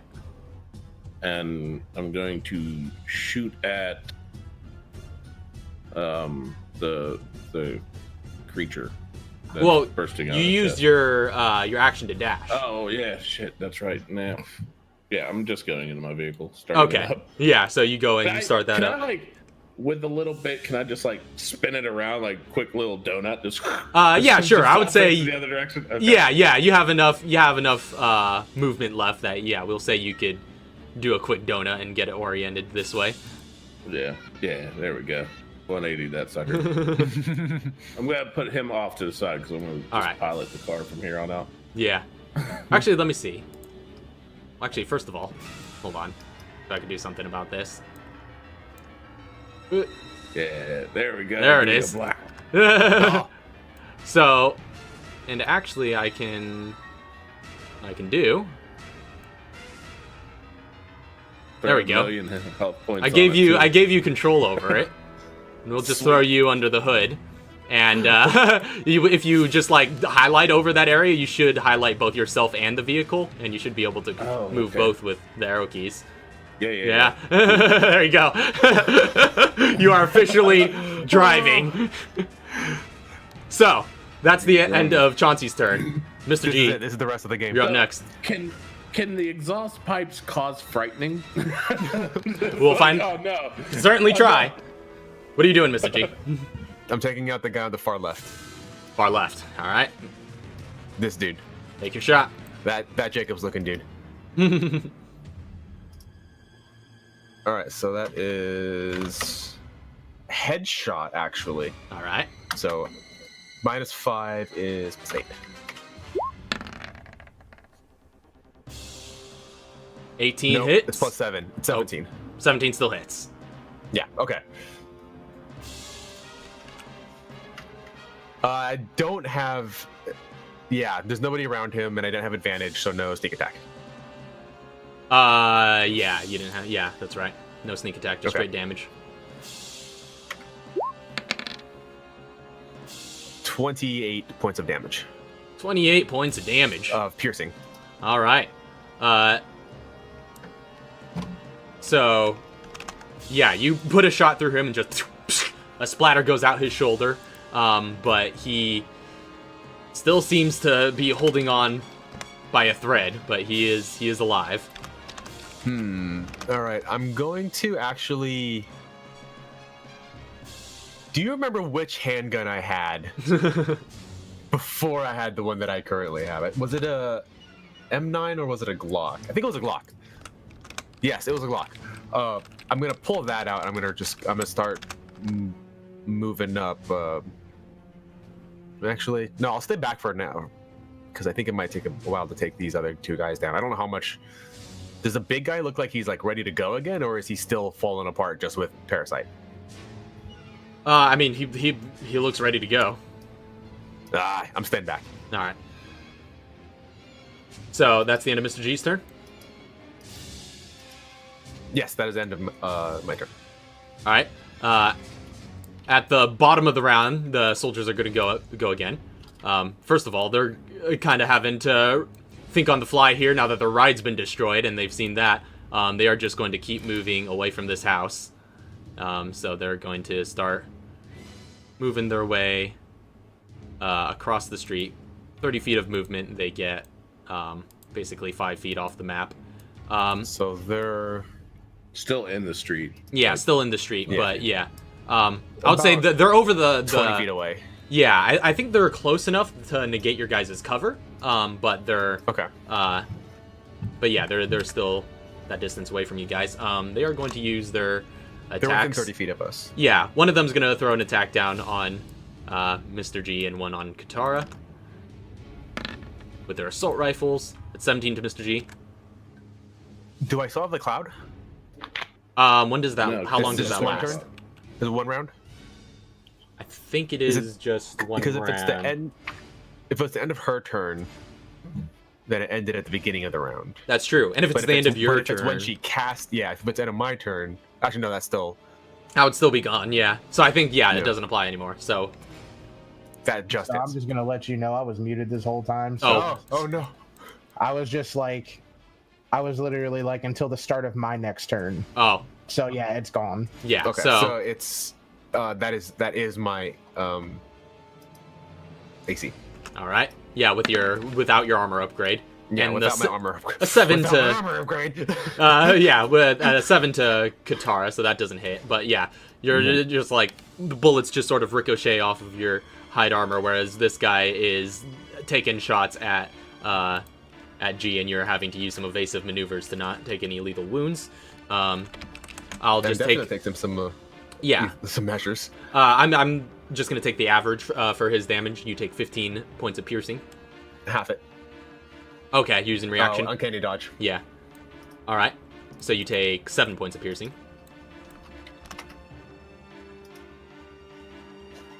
And this figure is just sort of wandering around. Hold on, let me see how much. Okay, yeah, he's still got 30 feet in this form. Yeah, this parasite is just piloting this body mindlessly around. He's gonna start. Actually, it's mostly aware of you guys, so it's gonna just dash in your guys' direction. And I think it would just get to Katara with that dash movement off the map. So, I think it would. yeah. So it's now down over there. But that's all it could do. So, back up to the top of the round. We're back to Katara. Katara, at this point, you start to hear just like the roar of like a jet engine off in the distance. Oh, she's like, this isn't good. Okay. The dude said, what was it? Scorch? Yeah, Scorch was the one he word just you said heard. Scorch? Yeah, he said Scorch. I think they're gonna bomb it. We need to leave. Yes, we do. So Chauncey, so as a free action, could I get on like the Bluetooth and tell Chauncey? Mm-hmm. Like, so she just like gets on the Bluetooth. She's like, Chauncey, we need to go now. According to Mr. G, the word Scorch came in, and we hear jets coming now. I hear a lot of idle, and I just rev up. Just wah, wah. All right. You know I'm coming. We need to go.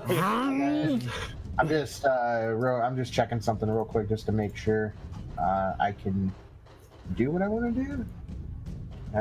Oh, cool. So she knows that there's one in front of her. Yeah, this parasitic she's- creature popping out of his chest, just like this little nasty gnaw, just going, just clamping in front of you. So wherever these guys are, she wants to put the last explosive round that she has All right. over to them. Advantage mobility And then- saves to both of them. Actually, I'll just roll for the one, because the other guy is going to die from this. Yeah, he has Point of 2 fact. points left. Yes, Yeah, no, so that doesn't. no, yeah, so the other guy also fails, so roll the damage. All right. That's 19. All right, so there's an explosion over there. This guy his body goes flinging. And that's it. And that's all she wrote. And this guy just like stumbles out of the flak and just keeps on moving. So she, so real quick, she's probably actually no. I guess with her, can she put the launcher away as like? Mm-hmm. Yeah, as thing, part of your and free then- action, Yeah. drawing or stowing a weapon. Yeah, she's gonna stow that, and she's gonna stand by this thing. Mm-hmm. I don't have the knuckle. My stun baton's still away at the moment. Right. So I'm gonna have to pull that out next round. Yeah. Since you made an attack with the grenade launcher. Yeah, because I don't have it. I don't have anything else unless I punch this thing, but I'm not gonna punch it. Why not?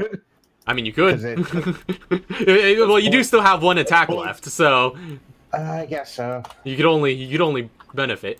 Just like Kick his kneecaps out. backhanded across his chest. Oh, wow. It's, yeah. She's gonna see if she can punch the thing. Because you do, I think, have unarmed proficiency from your fighting style. Yeah. So 14. 14. 14 does hit. Okay. So what? Okay. So what am I rolling for damage? It's a D4, Just right? D4 plus your mobility modifier. Okay. She Hey, gets max damage. 7 points. That's a sassy slap. All right, so Bobbled its little head. yeah, you just like just hit that thing with a hook, and do a fair bit of damage as it impact against its just like slimy flesh. Oh, I know what I can do as well. I'm gonna use meta science as a bonus action. Right. Updates. First thing I'm gonna do is I want to move out of its range, so I will take the attack of opportunity. All right. To move her back here. So yeah, it's gonna attempt to make a bite at you, which it does not hit. No. Okay. So yeah, with that, I'm gonna have her go with flame spray flame spray as a bonus action. Oh, you're expending some resources to bonus action cast. Yep. Which hits. And then I'm just gonna have her go through and 20 points of flame. Oh. Wow, max damage on that too. Yeah. So you get away and just shoot out a column of flame at it, and as it just like wreathes around it, you hear this little parasite start basically squealing with a just completely inhuman sound, but and it's burning pretty deeply, and you see like the flesh begin to peel away from it, but it looks to be barely alive. All right, yeah, and that's her stuff. Other than go after the one that's running, we don't need a survivor. All right, so that's the end of Katara's turn. Yep. Chauncey. How far can I move this thing? In combat, I'll give you a movement speed of 40 feet for that.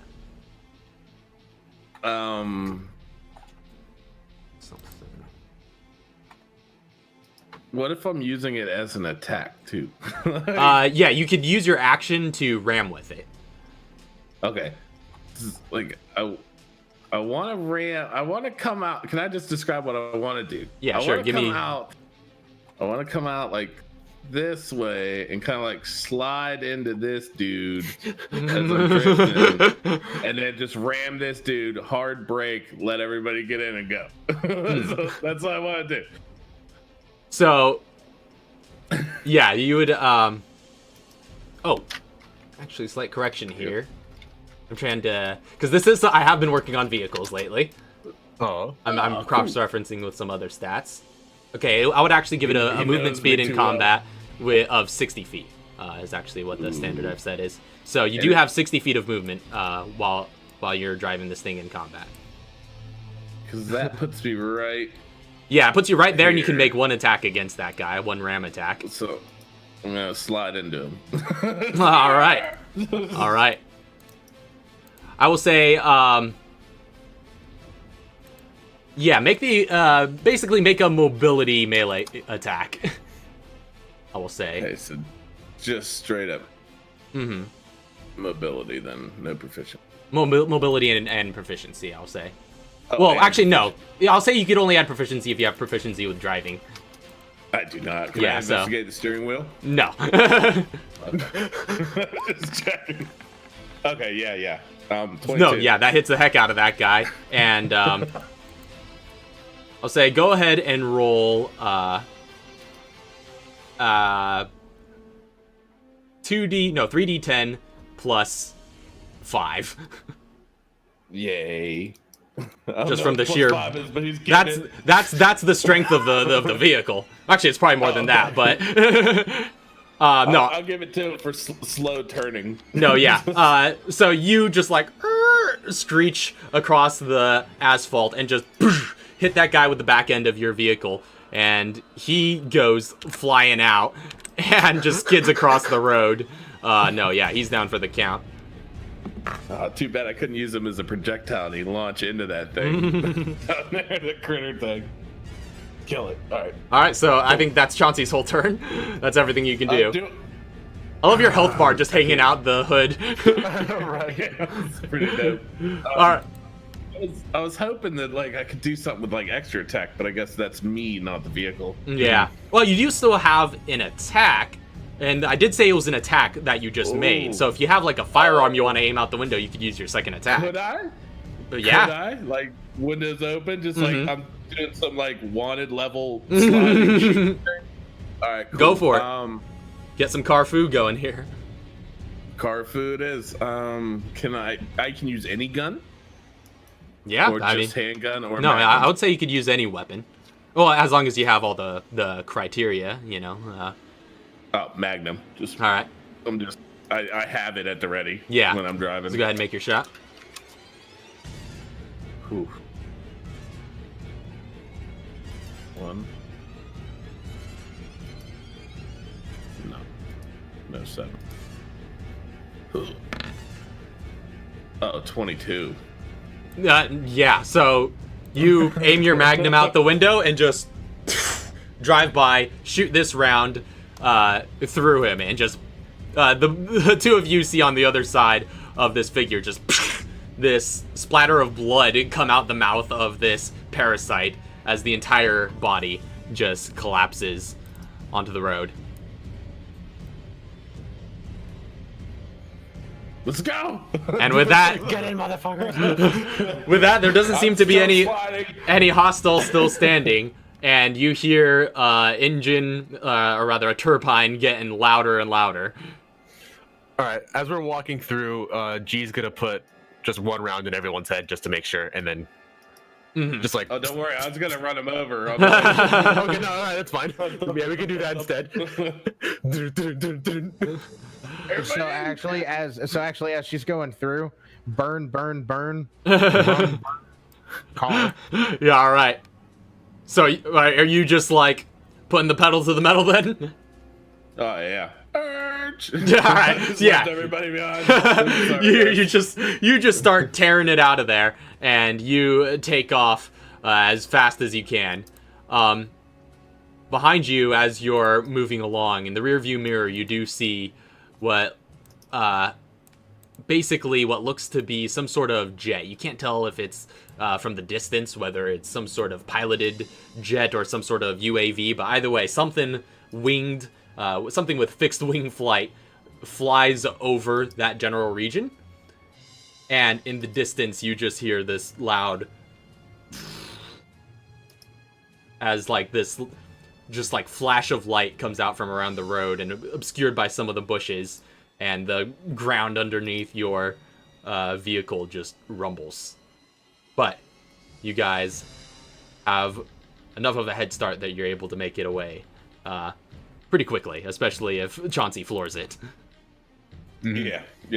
I even put on the nitrous bottle if I have to. One of those, but So my foot will count. yeah, you just like take off, and that was the last you saw of Emil's house. That's So- probably the last anyone ever saw of Emil's house. So, now that we've cleared up your guys' downtime activities, that's going to be where we take our midpoint break.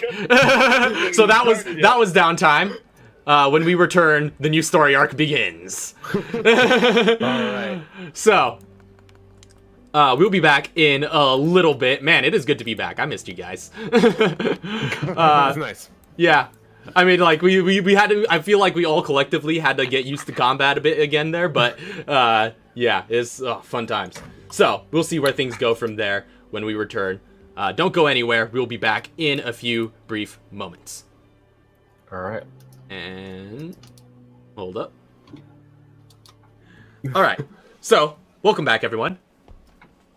If we're ready to get started. Yeah, I just wanted to point out also, shout outs to Lauren for designing Emil's house for that encounter. That was super cool. I think that's the second time we've basically had guest designers work on this campaign, and I like that sort of collaboration because first, Mokaya, you did the Oswald household in Raccoon City. You designed that. And yeah, Lauren also designed Emil's house to make it explorable for this situation. And it was so, if you want to thank anyone for items, thank Lauren, because Lauren just like gave me this document, like, you know, just with his own GMing style notes. And I was just like, hey, can I do all this? I'm like, yeah, sure, you could do all that. Yeah. There was some good loot in there. But So all the items that we got were I placed them there, but they were all stuff that was obviously some of the stuff was just the stuff that Emil had and he left in his house inventory. So I just placed them around the house. Like the suppressor was his suppressor that he got a while ago that we never used because he never got a handgun. yeah.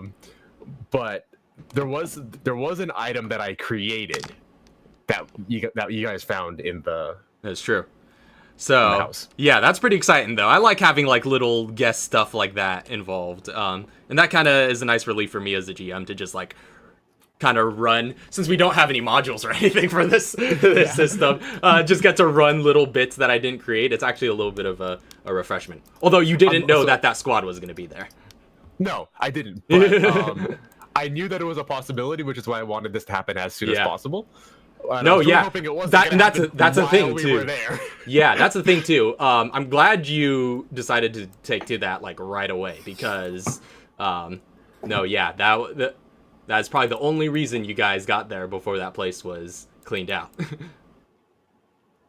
So, I will say though, just like because I couldn't help myself while we were going through it, I had the document up on my end too, and I was going through it, reading it, because I was like, oh man.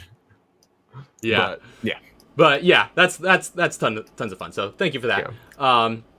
I guess I like mostly designed that to give closure for closure for Emil and get some more Emil use out of that map.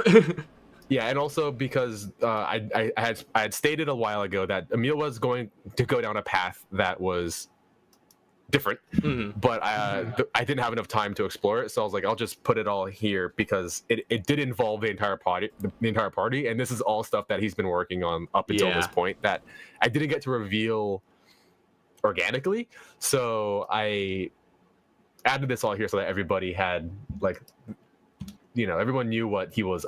Now everyone knows what he's up to and like what kind of a character Emil actually was. Yeah. So yeah, that was pretty neat. So I enjoyed being able to run a little extra something and then threw in some GMing. Yeah. Plot hooks. Yeah. So that being said, let's get back into the roleplay. I also realized we're not quite done with downtime yet. So I'm just going to put the finishing touches on this downtime, and then we'll get into the new material. So, Mr. G, to wrap up your downtime, so you pull off that and continue about your usual CIA assassin business. At a certain point towards the end of the 3 months, you are debriefed with Mr. Fox, and I assume you kind of give him a good report of that incident and everything you've been up to. I'll give him the download of all the stuff that we got from Emil's, notes and everything. Yeah. So during that meeting, Mr. Fox kind of takes this all, and he's just like, well, actually, you're probably not even meeting with Mr. Fox. You're just meeting with a standard agent, who's debriefing you. But like, with Mr. K, Mr. A. But Mr. Fox comes in at F. the end, having been listening to the whole thing, and he dismisses the other agent. He's just like, yeah, thank you very much. So, sounds like you've got your hands quite full, G. Yeah. Well, keep at it, and keep turning in these reports on that group that you are now associated with. But Of course. while you're here, make sure to stop by the R&D department. I believe some of the techs want to do some more work on your watch. All right. Sure. I'll take a stop by. All right. So yeah, you make your way down to the Langley R&D offices and turn in your watch. About a week later, you get it back with some modifications. So now your wristwatch, as part of your spy gadgets, it can project basically a holographic image. Oh shit! From a certain that basically telegraphs this holographic image captured from a certain point in the Langley office. So basically, this is Mr. Fox's way of joining your environment when you're out in the field. So he could be he can beam himself in. He can make a call basically, and if you accept it, you'll just like project him. You can point your watch and project him holographically into the area. And he could, basically, you could just, it's like a really advanced conference call with him. It's the Avengers video, holographic video call. Basically, portable version of that. R2-D2. Yeah, Oh, kind that of. too, that's true. Yeah. Actually, no, that's more accurate. R2D2's little. Yeah. We need you. Mm-hmm. So your wristwatch now has that capability to holographically summon Mr. Fox.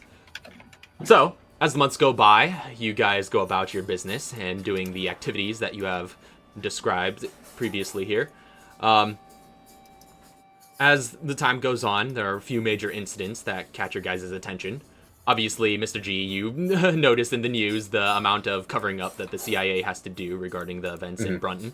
It's a small town, so it's pretty easy to brush aside some sort of accident caused a gas explosion at the house, things like that. None of the locals seem to want to talk about it. Very tragic event. But nobody seems... I might have had to talk to them, a couple of them personally. Yeah, thankfully, according to the official reports, nobody seems to have been harmed in the incident. But you guys also, being in your line of work... Hurt. They just died. But being in your line of work, you guys, those of you who pay attention to the news would probably see around November of 2005 some major bioterror incidents do go down, particularly one that gets a lot of media attention at Harvardville Airport. There was a T-virus outbreak there. And quite an interesting thing happened, though, where the pharmaceutical company Wolpharma unveiled their T-virus vaccine to the world as part of that incident.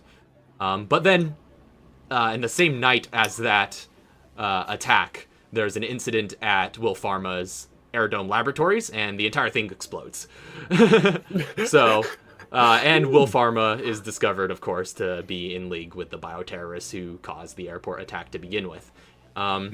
So, Wolpharma falls.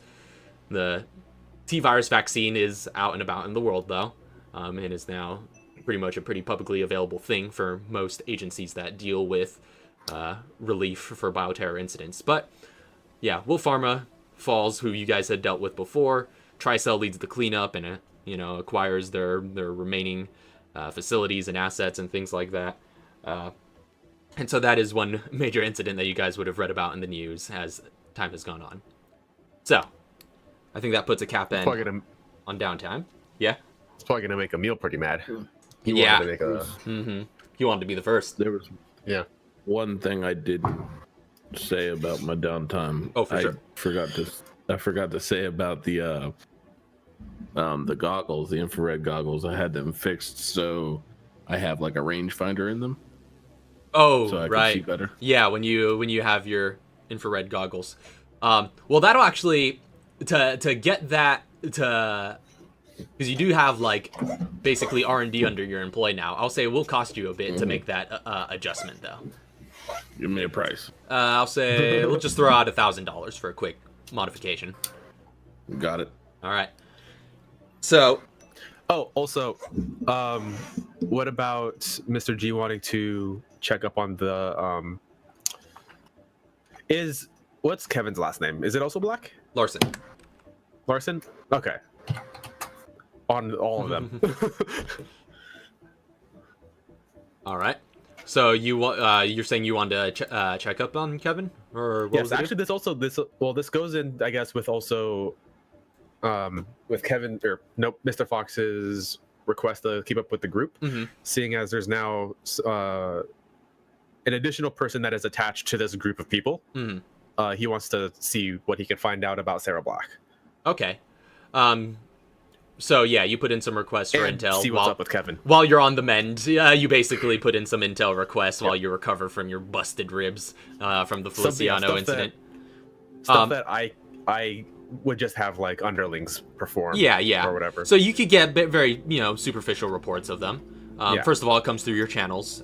Kevin Larson, you're given your resources easily able to find out that he is basically seeking government protective custody, which are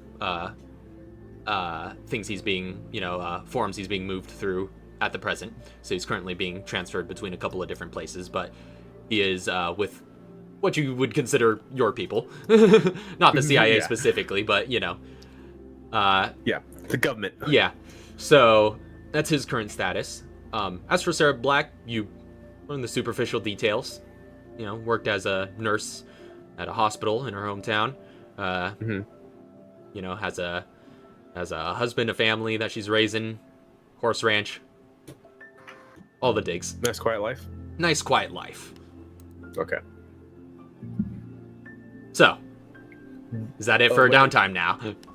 Well, yeah. Would it be anything that I can do now to install something like?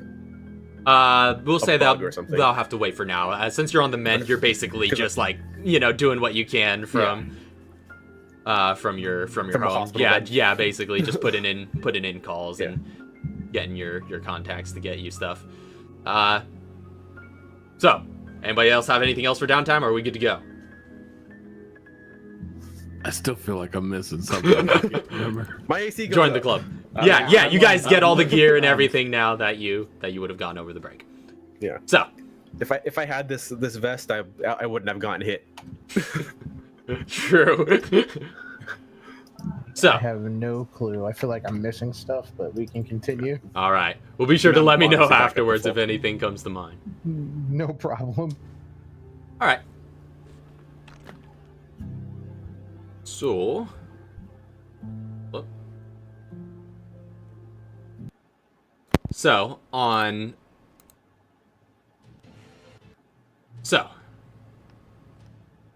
the date of September 9th, 2008, it's an overcast day. A lone figure lies limp, face down in the sands of a shore. The foamy waves kind of come and go, dousing his trousers with each rise and fall. There are grains of sand peppering his matted brown hair. He's battered, bruised, and bloody. There are some chemical burns charring the outside of his coat. But he summons the strength to raise his head. And the only thing that escapes his lips are...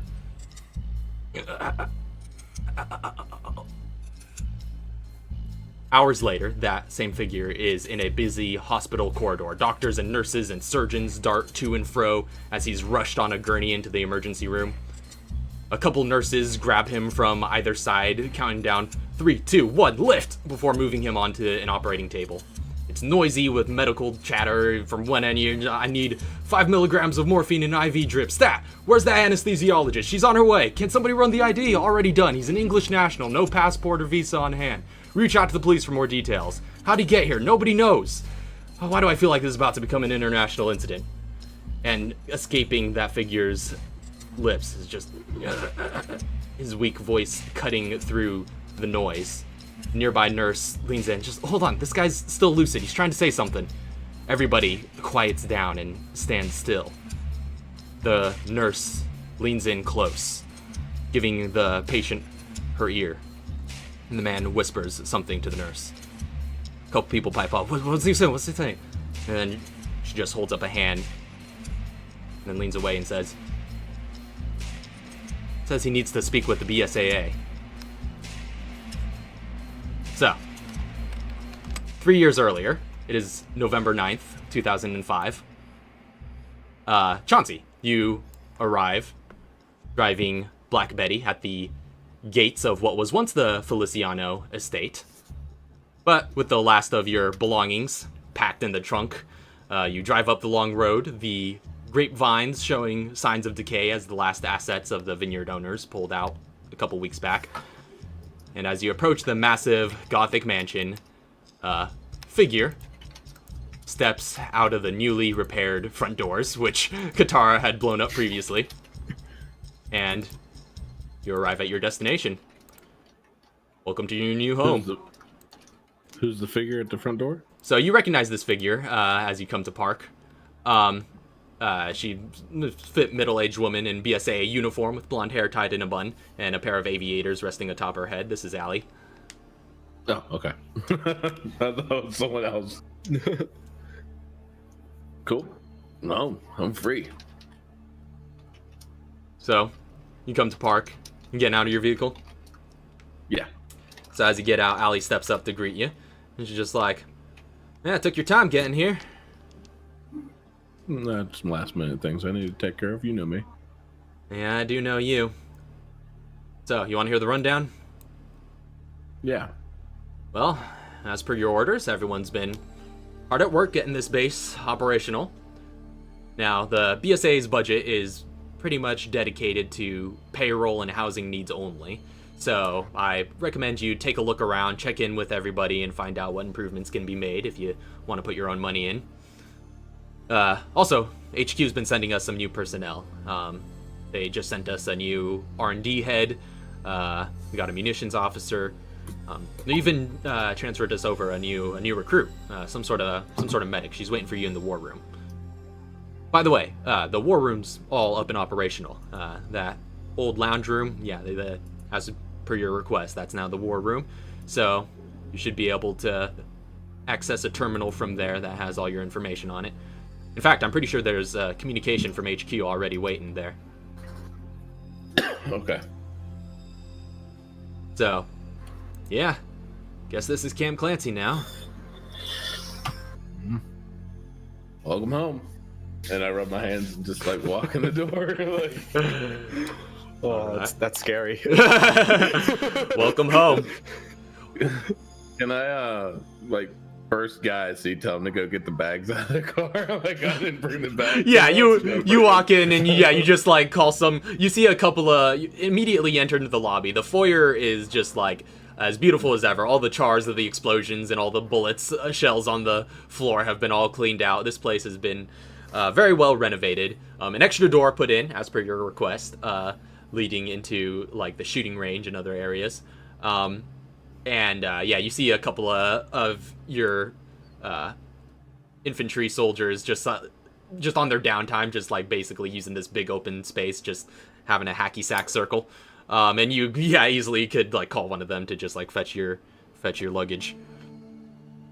Okay, I'm definitely gonna do that. Just like, hey, get to work, guys. Like, this is just a circle jerk. Let's go. And then she said I had a new recruit in the office already. Yeah. There's some documentation, intel in the office, and then I can meet up with the 2 new advisors, right? Yeah. In fact, this entire place is operational. You know, everything's starting to get repurposed on the entire property. So yeah, if you want to go around and do some exploring and see what all you can do, feel free to roam around. Well, I mean, I might as well check in on those new recruit. All right. So you head into the war room, and heading in there, this is your first time seeing it all renovated. So this is new to you. So you head into the west side of the mansion, and you enter into that classy room that used to be the lounge where you met with the Don originally. But now it's got those same designer sofas are still laid atop that same elegant green carpet, but now there's a long, instead of like a coffee table in the middle, there's a long state-of-the-art table with a built-in monitor as the centerpiece of this room. Just like at the middle of this room, you just got this long sort of monitor table laid out, and it's got like this green interface, BSAA colors, and you've got basically a world map on top of it and all sorts of information moving across. But you do see, waiting for you on one of these sofas, is a familiar face, actually, to you. Sarah Black, who you met once during the incident at this estate. Hey, how are you? As I walk towards a desk and like, can I like swipe the ward thing just to shut it off so it's not like ambient lighting? Yeah. You could dim it pretty quickly.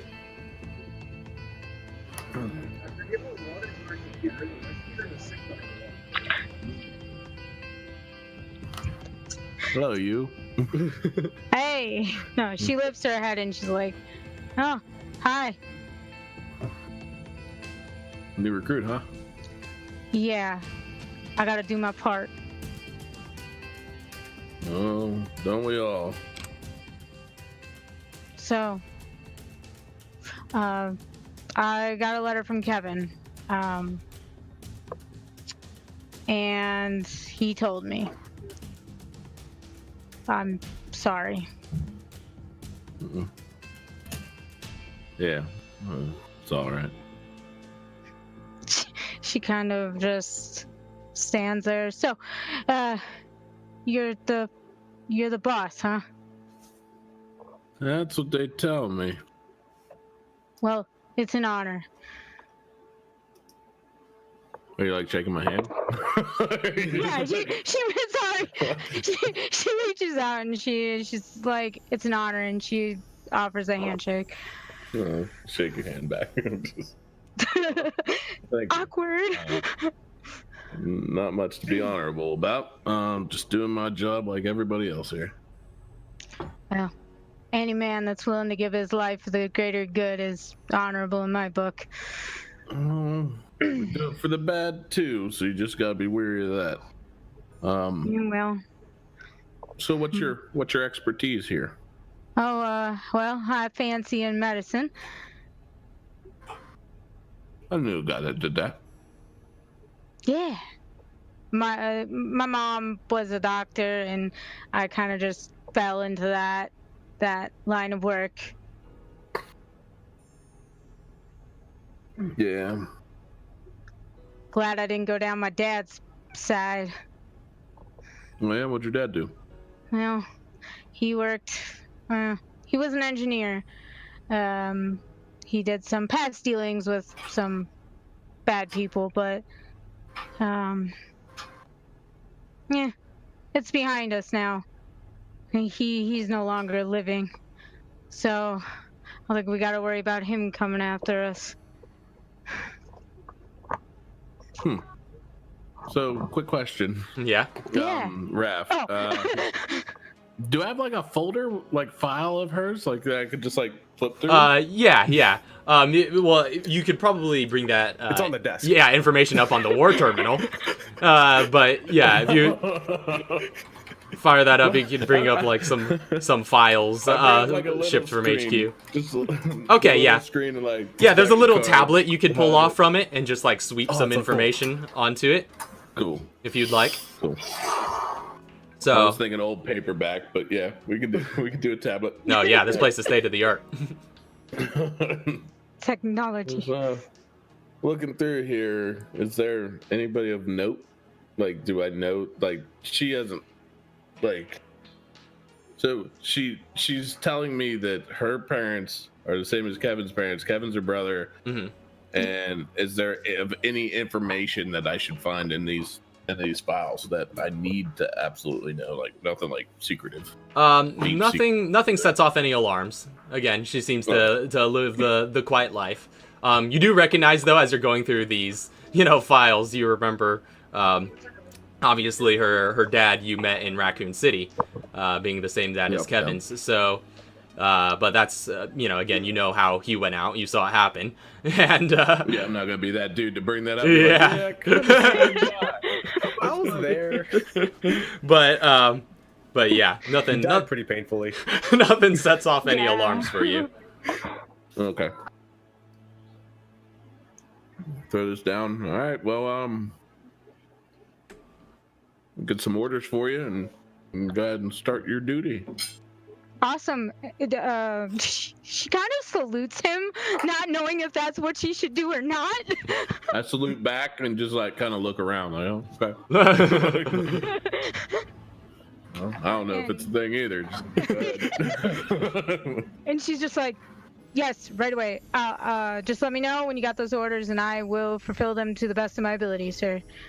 And she just stands there,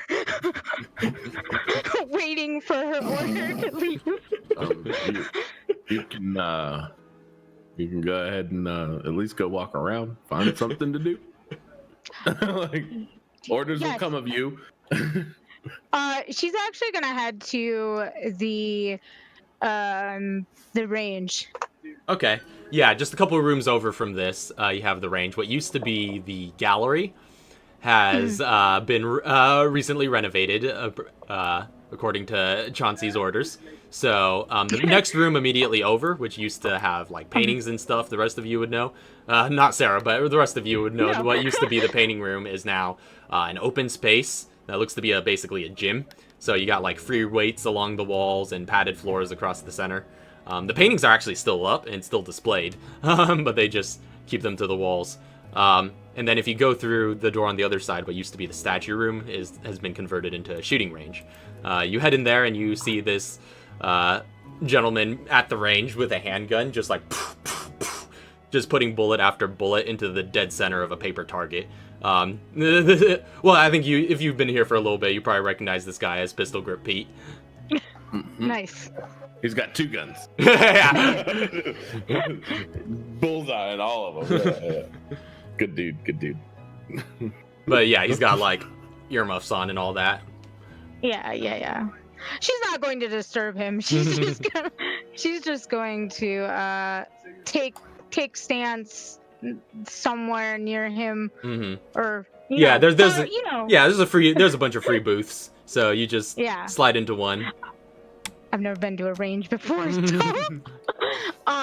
you're just gonna be practicing for a bit next to him. Yeah, practicing shooting at the target. Yeah, and that room's kept. So you start making some shots. Obviously, not as accurate as Pistol Grip Pete, but you've done a little bit of basics since your recruitment. So you start refining your skills. Now that room's pretty well insulated, so there's not too much racket throughout the rest of the manor whenever the range is active. But you can still kind of hear muffled bangs across the rooms, Chauncey. Is there anything else you're doing, Chauncey? I'm gonna check that intel you said. Okay, so in the war room. You hit up the war terminal, and you see that the surface of this entire table is a touchscreen monitor, and again, that interface with that green color scheme you start interacting with. You do see that you do have communication from HQ, and you have, again, through this terminal, you could receive communications from BSAA headquarters and other just global intel that the BSAA might have. You could access it all through this interface.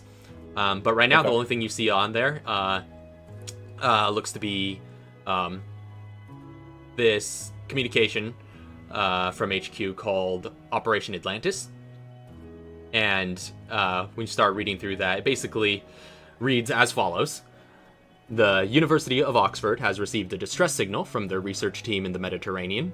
The team operated out of an advanced underwater habitat called Atlantis and was studying how the T-Abyss virus used in the Terra Grigia panic has affected local marine wildlife.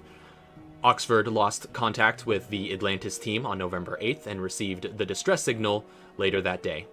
An outbreak is highly suspected, so they called us in directly. Captain Clancy of the North American branch has oversight on this operation due to his experience with the T-Abyss virus, as well as his personal history with one of the research personnel, one Nuria Abdelnour. Once Captain Clancy has confirmed his deployment, Agent Cartwright of the European branch will be stationed with a submersible on the beach nearest Terra Grigia, ready to transport the field team. And there are some coordinates attached. Whoa. Seeing Neria's name, can I just pick up my phone and make a call? All right. I'm gonna call Tara. All right. Tara, you get a call. Hello? Hey, what's up? How's it going? You haven't called me in a while. I've been busy, I'm sorry. Just come across my desk. Have you talked to Neria lately? Well, I know there were some, emails recently. Nothing since. It's been a little bit. It's probably just because she's been busy. How quickly can you get back to this? Can you get to my camp? I mean, I'm sure transportation wouldn't take too long for me to get there. I think. Do you have a ride? Not that I know of. I can probably find one. I can send one to you. Uber. Sure. I'm sure I could send somebody to you. Hey, Sarah. First order. Hey. First order. Go pick this VIP up and bring her back ASAP. She kind of. If you do that, she's going to say yes, sir.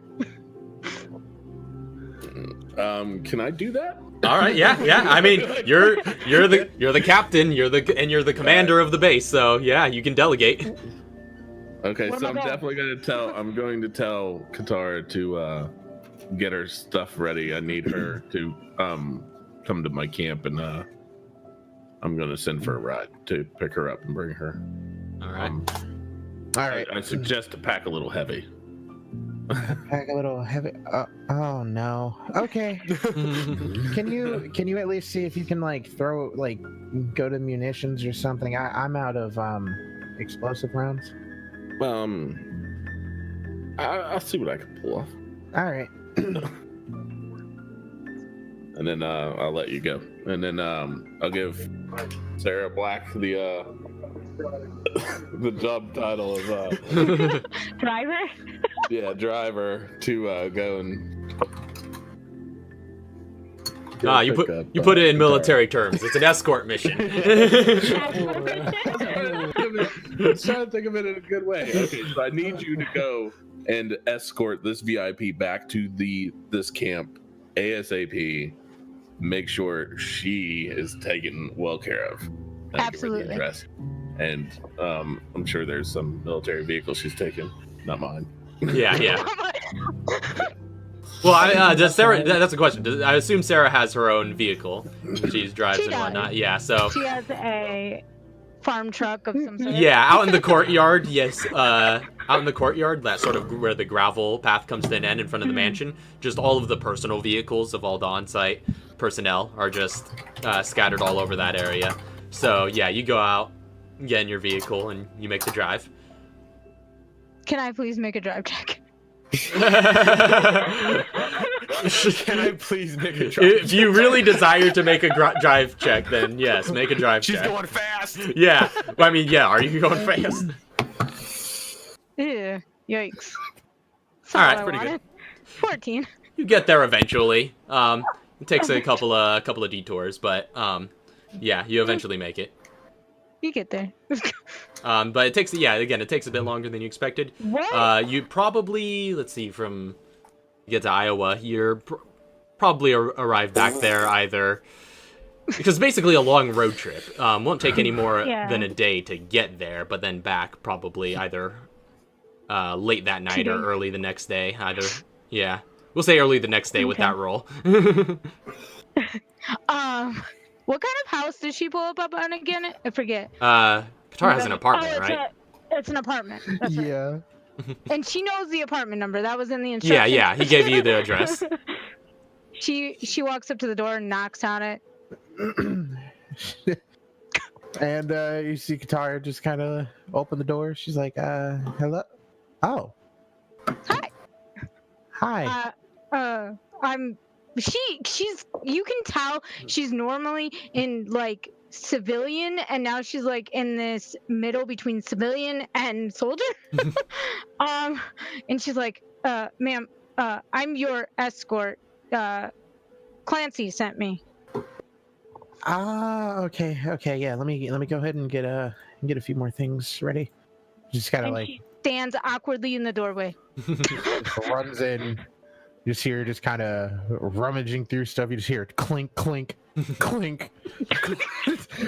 And she just pops out, grenade launcher on her back, and it's just like, yeah, all right, let's go. Right. All dressed. And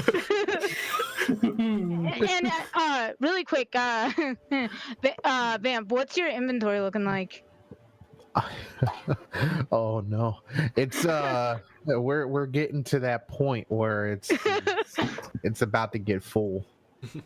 Okay. All right. Is it full or is it getting too full? It's getting to if I get grenade rounds and I have my other things in here, I only have 2 slots left after that. Okay. She is going to pull out of her backpack side pocket. She's gonna pull out like a box and she's going to hand you a needle. You now have a steroid on you. Okay. Well, thank you. She also has the. I also have the improved steroid. So Yeah. she's about to go crazy. She's just trapped with steroids. Oh, actually, Raph, quick question: how many inventory blocks do we start with? 6. 6 is default. Yeah. I actually have 2 more slots because I forgot to note this, but I bought. Apparently, I bought an inventory item. And I just never actually updated my inventory. Oh, okay. Oh wow. So yeah. Thanks for reminding me. So yeah, I am. Yeah, I'm set. I have 2 more slots left. She's got like a grenade, like kind of strapped to her side, so Well, she's ready. looks like you're packing heavy. I was told to. He seems like that kind of guy. And she walks down she walks down to her truck Okay. and Cool. she gets in the truck with Katara. Awesome. Locks up everything, just leaves. They're just beelining it to Camp Clancy. Yep. Okay. Yep. So yeah. That was my order. Yeah. So I'll say, yeah, you guys get there like very early the next morning. Could probably take a long rest at the camp if you want. Yes. Just move yourselves into the next day. There are plenty of spare rooms in the mansion. The sort of all the guest bedrooms have basically been converted into barracks for the soldiers that are stationed there. So obviously, Sarah, you would have your own spot in the barracks, but also for guests and stuff, they usually just redirect you down into the basically the underground laboratory area. You remember that room with all the bunks? So Oh, that's yes. basically, yeah, for any non-on-site personnel. So you get to spend the night in there. She's just like, it's home. Question. Mm-hmm. Do we have a designated science room? I think Sarah's new enough where she probably wouldn't know. Okay. But So I would have to ask someone. yeah. Okay. But Just wondering. yeah. But Chauncey, over the course of that day, are you doing anything else, or? I would like to go and speak with my other department heads. Okay, let's take a look around. So yeah, pretty much you know that the trail that headed off into the woods is used, for running the troops around, jogging and training and all that. But you know that they collapsed the cave, according to your orders, and so that area is pretty much not used anymore. But what's the big prison building is still in use, and seems to have been converted into some sort of depot. The underground laboratory area still seems to be in use, so you go to any of those areas. I'll go to the depot. Okay. So you head out towards what used to be the prison building. It's still this large gray looming stone building with that varying height at different points in its structure, but and it still does have that black skull spray painted onto the front door. But of course the door has been retrofitted so that it could open properly, and you have basically the keys, the access to anywhere you want to go on this site. But yeah, head in there, head through the entrance chamber. You still have those I believe you still have those little cells that are in that hallway, but they're a bit tidied up now, a bit more humane. Yeah. I wanted them more sanitary Basically, cells, but still able to hold people of question. Mm-hmm. So you head through there. You head out into down that hallway. The torture chamber, which had those brick walls, is that's still there, but it's less torturous looking. It is now just the walls have been cleaned up and all the paraphernalia has been removed from the walls. But yeah, the steel door that was in that chamber does go out into that big, massive chamber where you fought your father, Leonardo Bellucci. Yeah, you in that chamber, it's now pretty much wide open, because it's got that high ceiling, like a warehouse, and with those catwalks and whatnot. But yeah, this area has pretty much been cleared out. It's mostly empty. There's no remains of any bioweapons on the wall. The only thing you see in this area is who you actually, one of your men, Newton, is hanging around. He looks to be tidying up the place. He's spraying a hose along the floor, arranging some storage chests and things like that. He waves at you. He's just like, Captain Clancy. What's up, Newton? And he just like stands at attention, just like, "Sir, how's it going? Good to see you're on site." Yep. Checking this place out a little bit better. Last time I seen it, it was a little gross. Yeah, it's certainly a lot less gross. I've been helping some of our guys clean this place out these last couple of months. Yeah, you know. You believe me if... Yeah. Sorry. Go ahead. You believe me if I told you my dad died right there? You know, sir, at this point, honestly, I'd believe anything. He did. I killed him.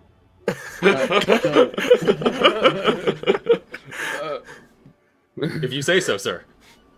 I mean, you can check the debriefing. That really happened. I'm just telling you, like, just know this place is home. I killed my dad there. I'm not willing to do that again. Just don't cross me. Yes, sir. I pat him on his shoulder. He kind of shrinks a little bit. I pat him on his shoulder. I'm like, just relax, dude. It's okay. We got this. Yeah. Okay. I understand, sir. But yeah, have you had a chance to look much around? Nope. I'm doing my looking around right now. Yeah, I guess we're pretty much using this place mostly for storage. Though if you ask me, I mean, we got a lot of space here. This area is like a warehouse, practically. If we just like knock down a couple of these walls, this place would make a mighty fine vehicle depot. You know me and my vehicles. Get to it. That's gonna cost quite a bit of cash to get underway, but I could definitely make it happen if you're able to get the funding for that. So basically, what kind of fun are you talking about? this is the first official research project that you have encountered in this campaign. So he's offering you a research project, vehicle depot. So it'll cost $50,000 and 6 months worth of renovation after you have paid that amount. But if you pay that amount and wait 6 months, this area will become a vehicle depot for land vehicles, and it'll add a couple 20 by 20 foot garage doors to the side facing the field, and also fill the space with 2 Humvees, each of which will have some light machine guns mounted to the top. Oh, snap. Cool. So he pretty much just like spewed that out to me, like, Basically, yeah. this, we can definitely put in some garage doors and think about 2 Hummers in here.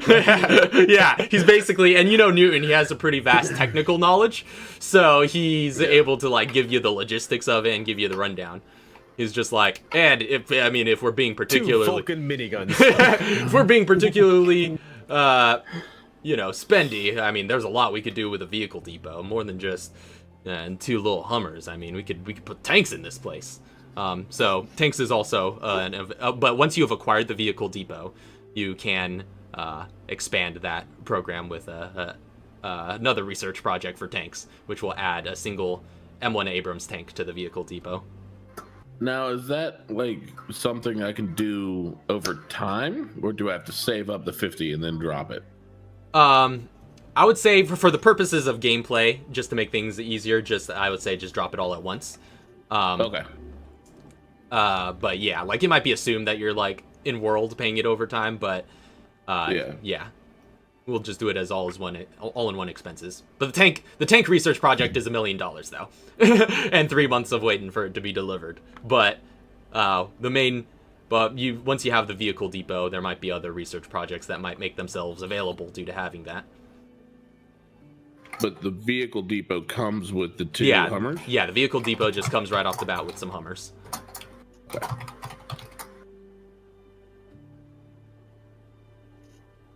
I like this idea of research projects. Yeah. This is great. This is pretty good. All right. I'll shake his hand and be like, I ain't got 50K right now, but we'll look into it. Absolutely, sir. And he gets back to his cleaning duties. Where else I can go? There's the lab under the cabin is still operational. Yeah. So you head over to that cabin and start descending down into those hallways. The communications room is still pretty much used for the same purpose, because that was actually legitimately good gear in there. And there's the freezer room, and that the laboratory is still active. And at this point, Qatar's not there yet, right? If this is the same day, yeah. So yeah, you're just taking a look around. But yeah, you know, the laboratory is used for R&D and all that.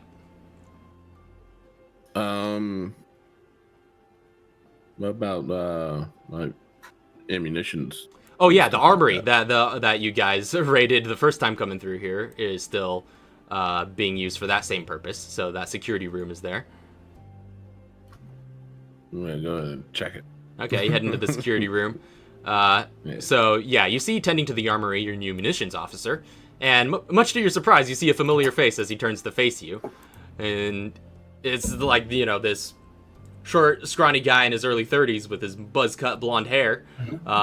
He's got kind of like a technician's garb, and this is Clyde Rishel, who you once knew at the FPC. Hey, Clyde boy, how you doing? How you? How do I keep ending up running into India? I make sure it happens. I thought I thought and I hoped and I prayed I would never see you again.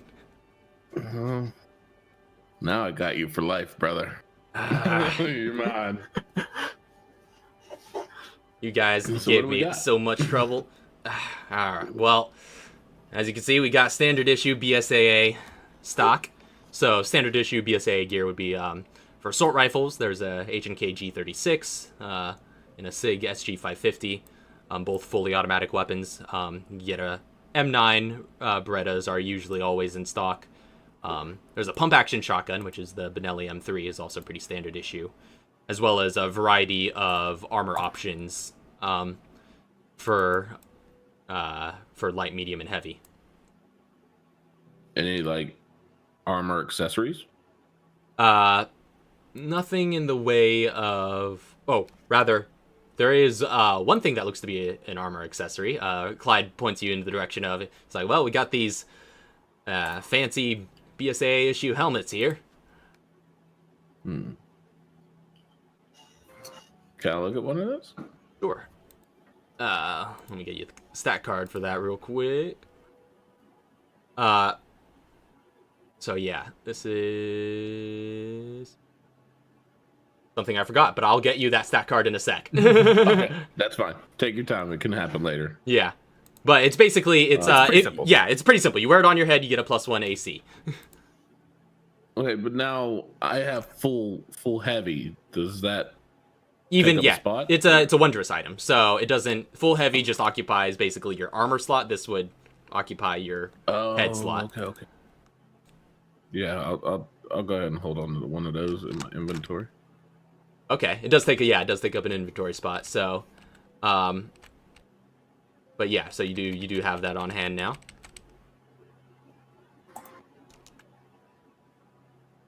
And you also have, he also points out to you, he's like, all right, we also got some ammunition here. You know, we get it restocked every now and then, but if you would like to expand our stock, we could probably put in some requests to HQ, but again, I'll take some more funding. How much fun are we talking about?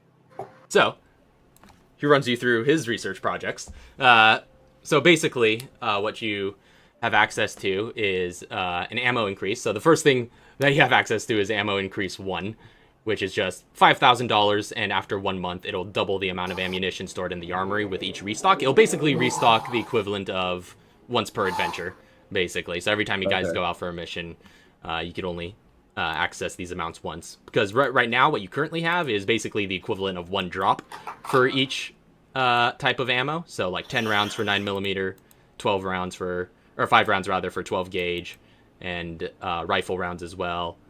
30 SMG and assault rifle, 3 magnums, and 3 grenade rounds. Okay. I'm probably gonna clean that out. Have you reread those numbers off to me. Everything but the 9mm. Okay, so yeah, excluding the 9mm. So that's 5 shotgun shells. Mm-hmm. And 5 7.62 rifle rounds. Okay. And 30 .45 ACP SMG rounds. And 30 5.56 NATO rounds. Okay. And 3 357 Magnum rounds. and 3 40mm grenade rounds. So, got all that? Yeah, I just grabbed what I needed. All right. All of it. Yeah. Well, fact- no, I left the SMG and I left the pistol.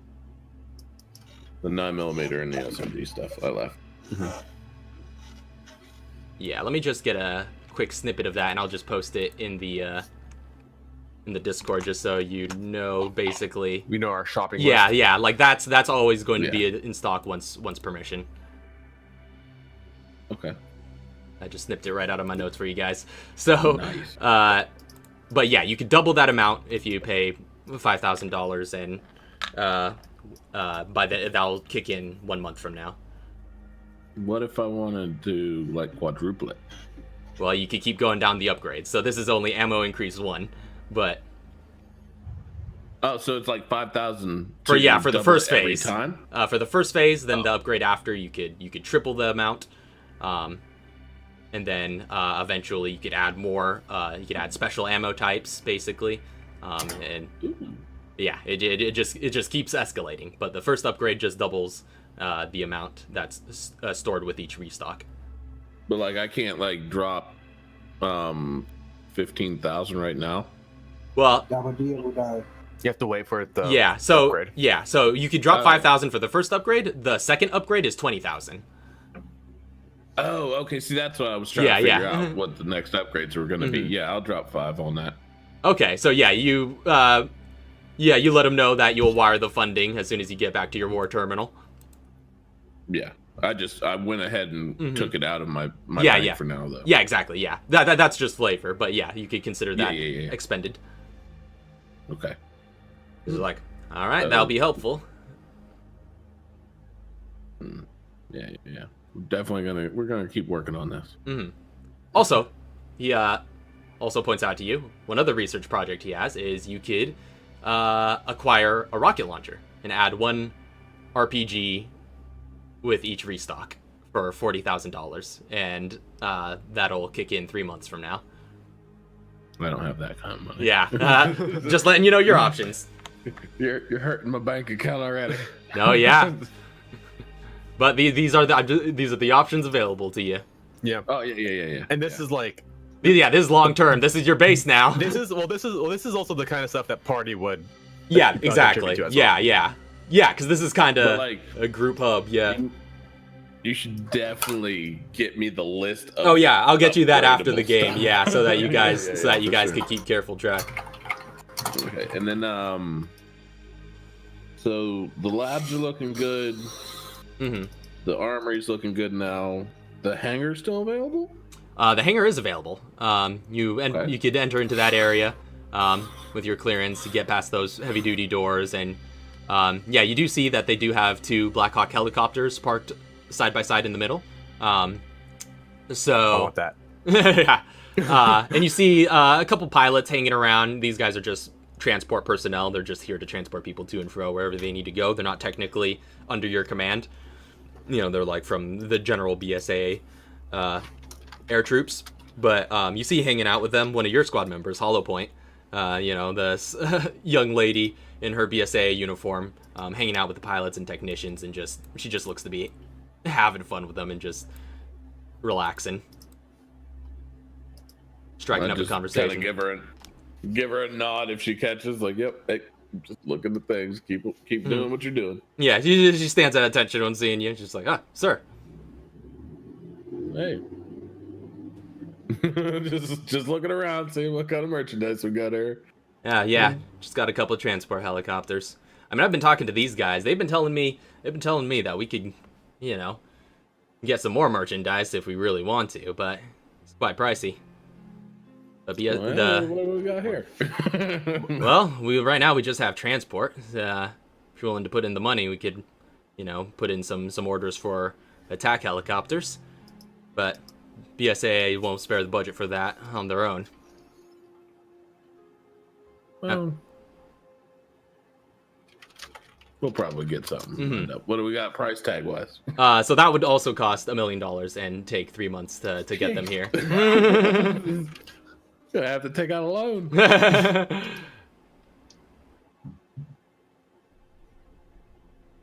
So I'm just looking around. I give her a nod. I go ahead and walk out. Now, was there someone else I could go meet up with? Was that it?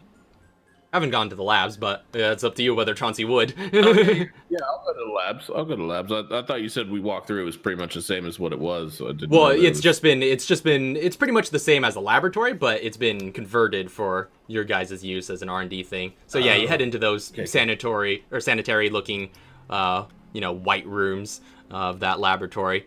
You see now pretty much the main thing that's changed is those like glass cylinders. Have kind of that were holding the regenerators have been removed since they don't look to be needing to store any live subjects anymore. But the ones with the petri dishes are still there. But you do see you do meet your new head of the R&D department, and you see this just like scrawny, nerdy-looking dude with glasses and buzz-cut hair, and he's dressed in uniform, t-shirt, and cargo pants, and it's just like. Hey, you gave me a scare there. You must be the boss man, Captain Clancy. Well, you got that right. Hey, yeah, I've just been transferred here just like a week ago. They told me you'd be arriving here soon. Allow me to introduce myself. I'm Quint Ketchum. Say that a little bit slower, bud. You could call me Quint. Okay. I'm gonna call you Lab Rat. Well, whatever floats your boat, man.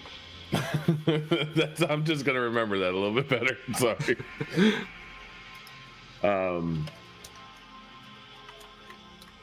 What you got going on here? What's? Yeah, research mostly. I mean, they left us with quite a few materials. We doing research mostly on some of the bioweapons remains that they had here, sort of trying to figure them out. Figure out the weaknesses. Of course, the most interesting thing is this darn plaga removal machine that you guys used. This is kind of crazy. It's running on some sort of power source that I've never seen before. Oh, yeah? No, yeah, this thing is ridiculous. It's state of the art. It's just, state of the art would be putting it generously. The general technology industry is maybe years, decades away from creating the energy source this efficient. You think you could, like, reverse engineer that? Yeah, I mean, I would like to take a stab at it. It was clearly made by somebody a lot smarter than me, but, it's certainly possible. I'll just need some better funding. I don't have the best tools around here, as is. But if I could reverse engineer that, then I could probably make a sort of portable version of this plaga removal technology, I think. Something that you could take into battle. And this is... price tag you got on this? This is his big research project for PRL technology. This, basically, spent $100,000 and a year of research. He can reverse engineer this technology, and you will basically... he will produce one PRL 412. In 1 year time. 1 year time. Like after that though, like you'll have that one faster. No, it'll just produce one. Oh, one for 100,000 in a year. Yeah. Wow. I get freaking Hummers on top of Hummers for that price, and those things are disposable. Yeah, this is a weapon though. This is quite the weapon. Which I guess you could look into that if you don't know what the PRL 412 is. Yep, no clue. It's just gonna go off. It's worth $100,000 for one. That's all I'm going off of. But yeah, we're gonna have to look into that. Yeah. Yeah. Also, if you like, I used to run R&D on a lot of different BSA branches. They defunded one of my other gadgets, but I still got the schematics if you want to get some of for your own use. Another one of his research projects is you could acquire one discontinued BSAA scanning device that he used to be known for producing, called the Genesis. which is basically it's just like a small scanning device that can be used to acquire information on your enemies or see, basically see in any conditions, you know, in dark or invisible creatures. So that would just be $5,000 in a month in order to acquire one of those. Can I have that put into my goggles? That might require a little bit more research. I mean, I already put the rangefinder in there. You might as well just turn them into goggles. I mean I could certainly put some effort into creating something like that if you want to leave your goggles here for the duration of that research. Might take a little bit more funding, but Can I buy another set of goggles that he can do that too? just so I'm not going blind for a while? I mean, Sounds like a big mistake. Leaving without my goggles. That's my seeing eye. I mean, it's up to you.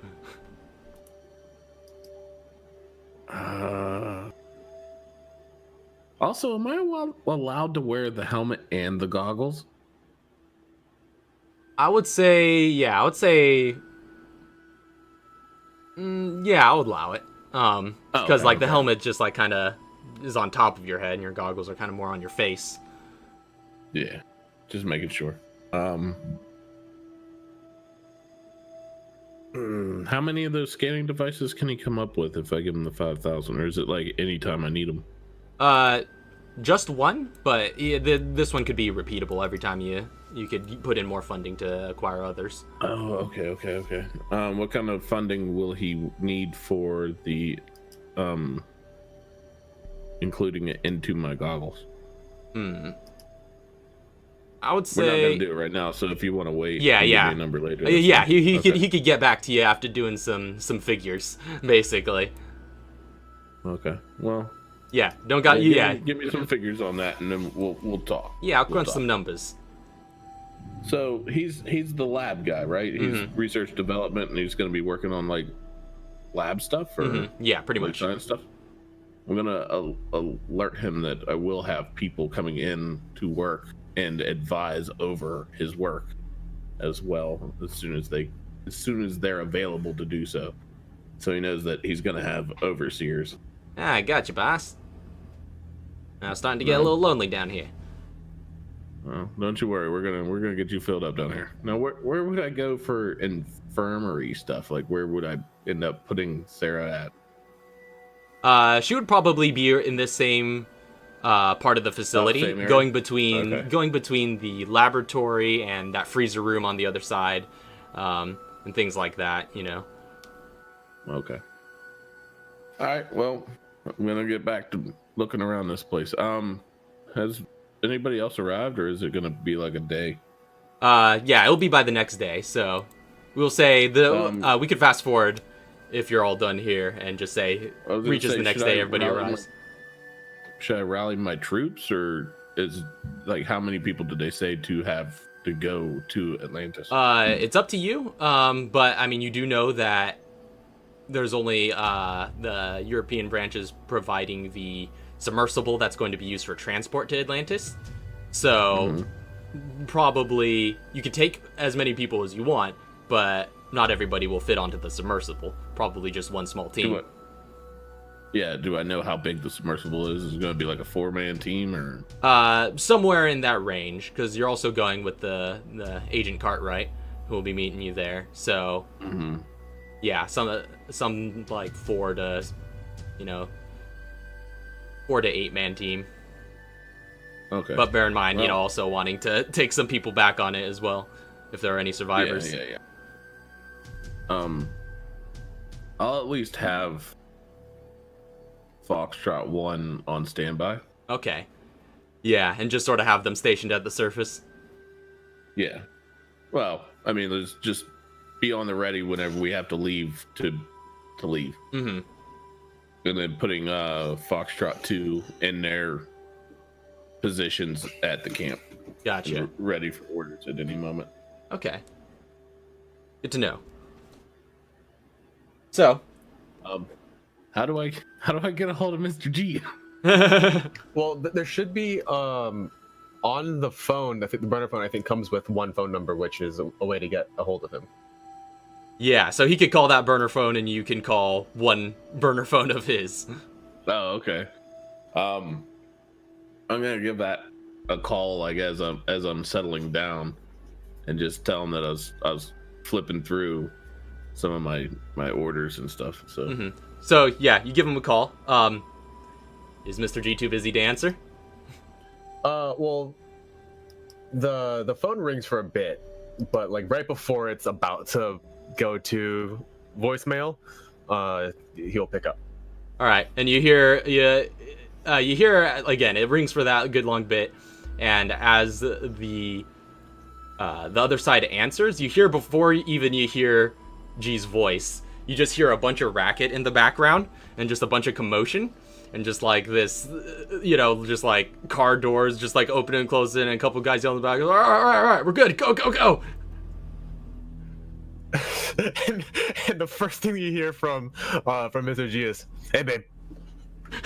Oh, did I catch you at a bad time? Yeah, I'm a bit busy right now, but you know how it is. The boys are rowdy. Let me call whenever you're not busy. Rather. No, I'm good. I can talk right now. Okay. Start flipping through my little file, and I explain to him about the Atlantis, and ask him if he has any knowledge on that. Oh, every now and then he'll just like you'll kind of hear like his voice get distant or muffled. He'll just be like, "Hurry up in there!" and do I know anything about Atlantis? Make a history check. Oh, hold on, I've never done that before. Yeah, you have. Not SG. Yeah, you did. You made one for when you found those blackmail photos. Yeah. Oh, dirty 20. So you've heard of Atlantis, yeah, for sure. You know that it finally got operational about a year back, and you do know that it's this big underwater habitat that made a few headlines back when it was premiering. So you're familiar with it vaguely. You know it's doing viral research of some sort. And yeah, you're well aware of it. You perhaps didn't know the specifics of who was on the personnel, but you know of it, yeah. That's true. It might have been on my radar just because of its viral research. As you're explaining this, Chauncey, you just hear like a couple, just like a bunch of banging, and just like some dudes just saying, "It's like, okay, that's the last one, go." and you just hear wheels. You just hear screeching. Oh, it sounds like it's getting a little rough over there. No, we're good. Okay. You don't have to worry about that. It's hey, be quiet back there. No, yeah, we're. I have a very important person I need to extract from that Atlantis facility. Yeah, sure. How soon can you be ready and at camp? What time of day is it right now? This is while he was exploring around, so probably earlier in the day, maybe around noon.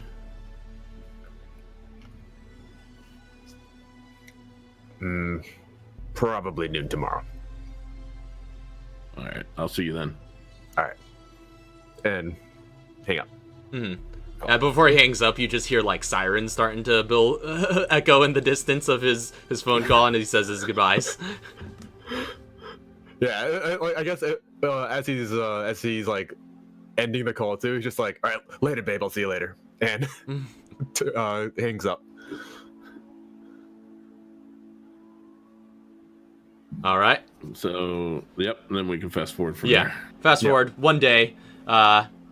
You probably, depending on how tired Chauncey is, might hit the sack before they arrive. But in either case, Sarah and Katara make it to the camp and get up and running the next morning.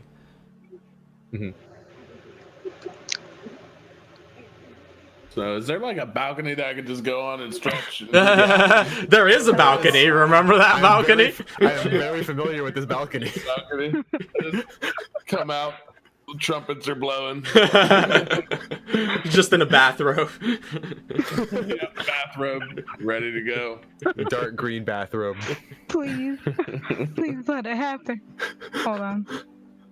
Big old cigar. Left over from From the Dawn's collection. Yeah. the Dawn's room. Yeah, you're just pillaging stuff from that master bedroom. Oh, that million count Mm-hmm. sheets. Oh, so comfortable. So everybody's already here? Yeah, by the time you Am get I up the next waking up morning, yeah, well, at least Sarah and Katara are. Mr. G will probably Yeah, arrive okay. within a few hours. But yeah, you guys can. Depending on how things go. Yeah, Katara, you wake up down in that underground laboratory, just having a not too comfortable rest on the hard bunks, but you're used to having to make do. Mm-hmm. And yeah, you're free to roam the base. Yeah, she's just gonna get up and do what she needs to do, and then just start walking around. Just more so like, okay, where am I supposed to go? I don't know where to go. The whole place is pretty busy. Someone help me. Yeah, the whole place is pretty busy. There's like, soldiers going like to and fro, and look to be busy doing, some sort of work. But yeah, you could easily stop someone and ask for directions if you would like. Yeah, she's just, excuse me? And Quint happens to be walking down the hall when you're calling out, and he's just like, "Oh, well, hello there. Hi. Can I help you?" Yes. I am, I'm looking for, Chauncey. I don't know where to go.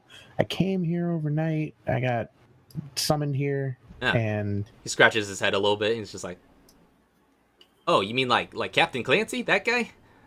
yeah. Yeah. I mean, all the soldier types are up in the barracks in the mansion. Yeah. Oh, okay, cool. You know how to get there?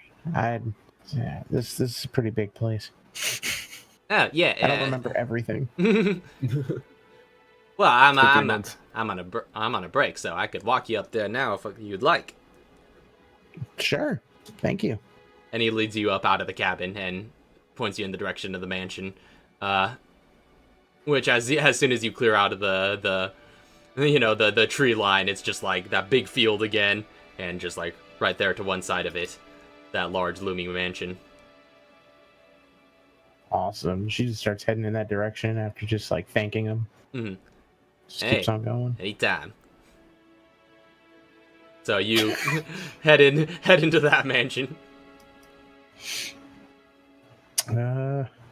If you go in through the back entrance, you probably still aren't too sure where to find Chauncey. But if you're going around the front, then you might see him lounging up on the balcony before you go in. I would say going through the front. Yeah, So you see, he's up on a balcony at the top. yeah. You catch wind of the smoke just like curling out over the rails.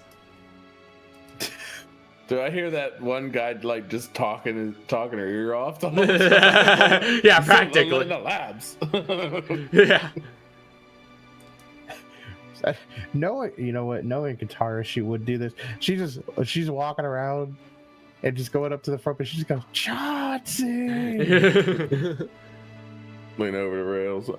Hey! Hey! I need you to come up here. Come on up. Okay. I'll make my way up then. I go in real quickly to just change out of the robe real quick, throw on some business casual. All right. You throw on your business casual and move out to greet her. She goes upstairs.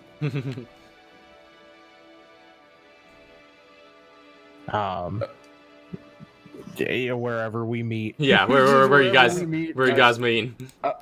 I'll take her out onto the balcony. All right. Just, Okay. like walk her out into the fresh air. It's still like morning-ish. Yeah. So. And I'm a break down to her about the issue with Atlantis and what we're going to try to do for it, and ask her if she wants to be involved. Yeah, you're damn right. I want to be involved with this. Okay. So she looks worried. I know this is tough. It's just, I know you'd do the same for me if it was on the other foot. So yeah, I would. How fast can we get going?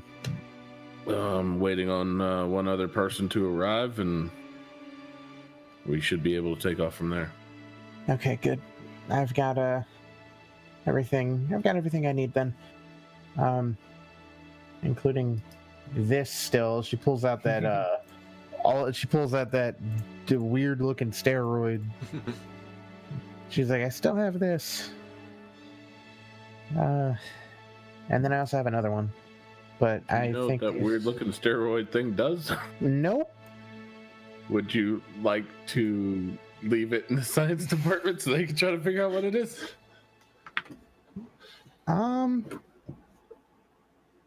I don't want to go all the way back there. I mean, Sarah.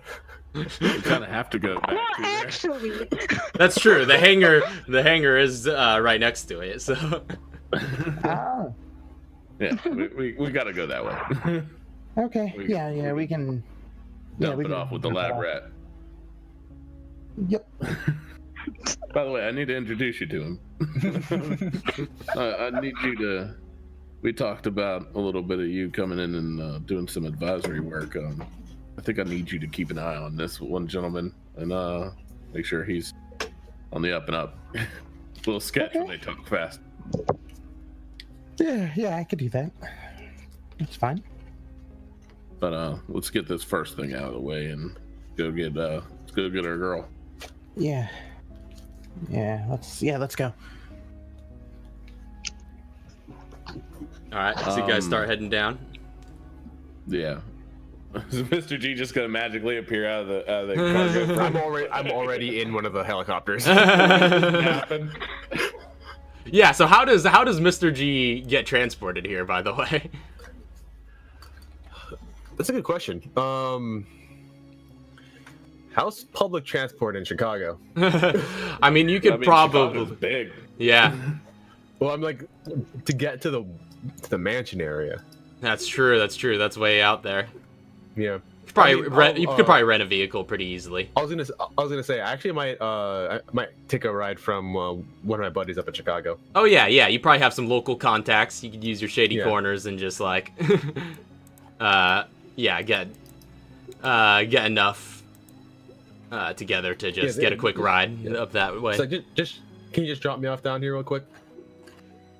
Yeah, and you get some like local hoodlums that you've helped in a pinch, just like who are more than amicable and willing to do that for you. All right, so you make your way up there, and first of all, the hoodlum that drops you off at the front gate of the Feliciano Manor is just like, I was gonna. "Yo, dude, you moving up?" I was actually gonna say, would it be possible to like drop off like a block or so or away, or is it like Well, there anything? There's not really close by anything at all? nearby to Okay, the so- mansion. Yeah, That's what I was wondering. Okay. for quite a ways. Yeah. Just the mansion. Yeah, so it's like it's the mansion is the big freaking like giant pearly gates, and it's just like, dude, you don't even know. Give him a fist bump and Roth. Yeah. People just can't figure you out. But yeah, he's just staring at you like you're the coolest dude as you walk into the gates. Of course, you got to buzz the gates, and the security will, I assume, has been informed by Chauncey to expect you, and they let you through. Mm-hmm. Expect a man that likes the shadows. You'll know what I'm talking about when you see him creeping around the pillar. I just like I'm not even strolling in. I'm like strutting in after that. It's just like as the guys like drop me off, I'm just like walking in like, yeah. And as soon as he's gone, I just like hide. Yeah, they know it's the person they were to expect when they get buzzed and they don't see anyone on the CCTV. It's a loop. Yeah. It's just this little cable underneath the gates that you can see through. I buzz the gate and then just go over. All right. So either way, you get through and you make the walk up to the manor, and you're able to reconvene with the rest of the party. By the way, real quick, there are two things that I would like to do really quick before shit hits the fan. First, I would like to find someone and ask them where the armory is. Okay. Yeah. You. I mean, it's. Yeah. You're stationed not too far from it, so yeah, you would probably get a good idea of where it's at pretty soon. Okay. After just like working there for a bit, but yeah, you just do a little bit of exploring, ask for some directions, and you figure the location of the armory. Down the hall to the left, you got it. Yeah, actually, yeah, just down the hall and to the left from where your laboratory is at. I win. She goes in there, walks in there. Hey, to whoever's there. I mean, Clyde Rishel is still stationed there, and you see a couple of like just grunts just stationed at the security room watching the camera feeds. But yeah, Clyde Rishel's the main guy you interact with here, and he's just like, yeah, you must be the medic. Hey, yeah, something like that. So they tell me. I need some armor. Yeah, well, we got some armor options. How heavy you looking? I'm looking around the medium. All right, medium armor. I'll see what I can do for you. And he, let's see, does offer a BSA issue Kevlar vest. Okay. And it's an improved Kevlar vest that is a bit better than the standard fare. It's basically just a +1 medium armor. Okay. Cool. Alrighty. And I believe that's it from me here. Are they all guys in here? Pretty much, yeah. Okay. You boys have a good day. And she walks out. Anytime you need armament. And Thank you. Yeah, so you get. And she walks back to the laboratory. So you get that armor. And she dons it immediately. All right. So yeah, you've got a nice Kevlar vest on now. So yeah, what about the rest of you? I'm heading into wherever. Just probably just straight into the mansion, just if I need to, wherever I need to be. Okay, so you enter into the main lobby of the mansion. Is anybody in the lobby at this point, or the foyer? I would assume we've made our way down to after I spoke with her. I brought her down toward the war room. Once we've seen him strolling up, we could meet in the war room. So we'll meet him in the lobby and then bring him right into the war room. All right. So you gather in the war room around this fancy table. And I bring up the file for them all to see everything that's the progress or the mission report. And ask them what their thoughts on how many personnel we should bring, and being that what knowing those facilities better than I do, what those types of facilities better than I do, what kind of people we should bring with us.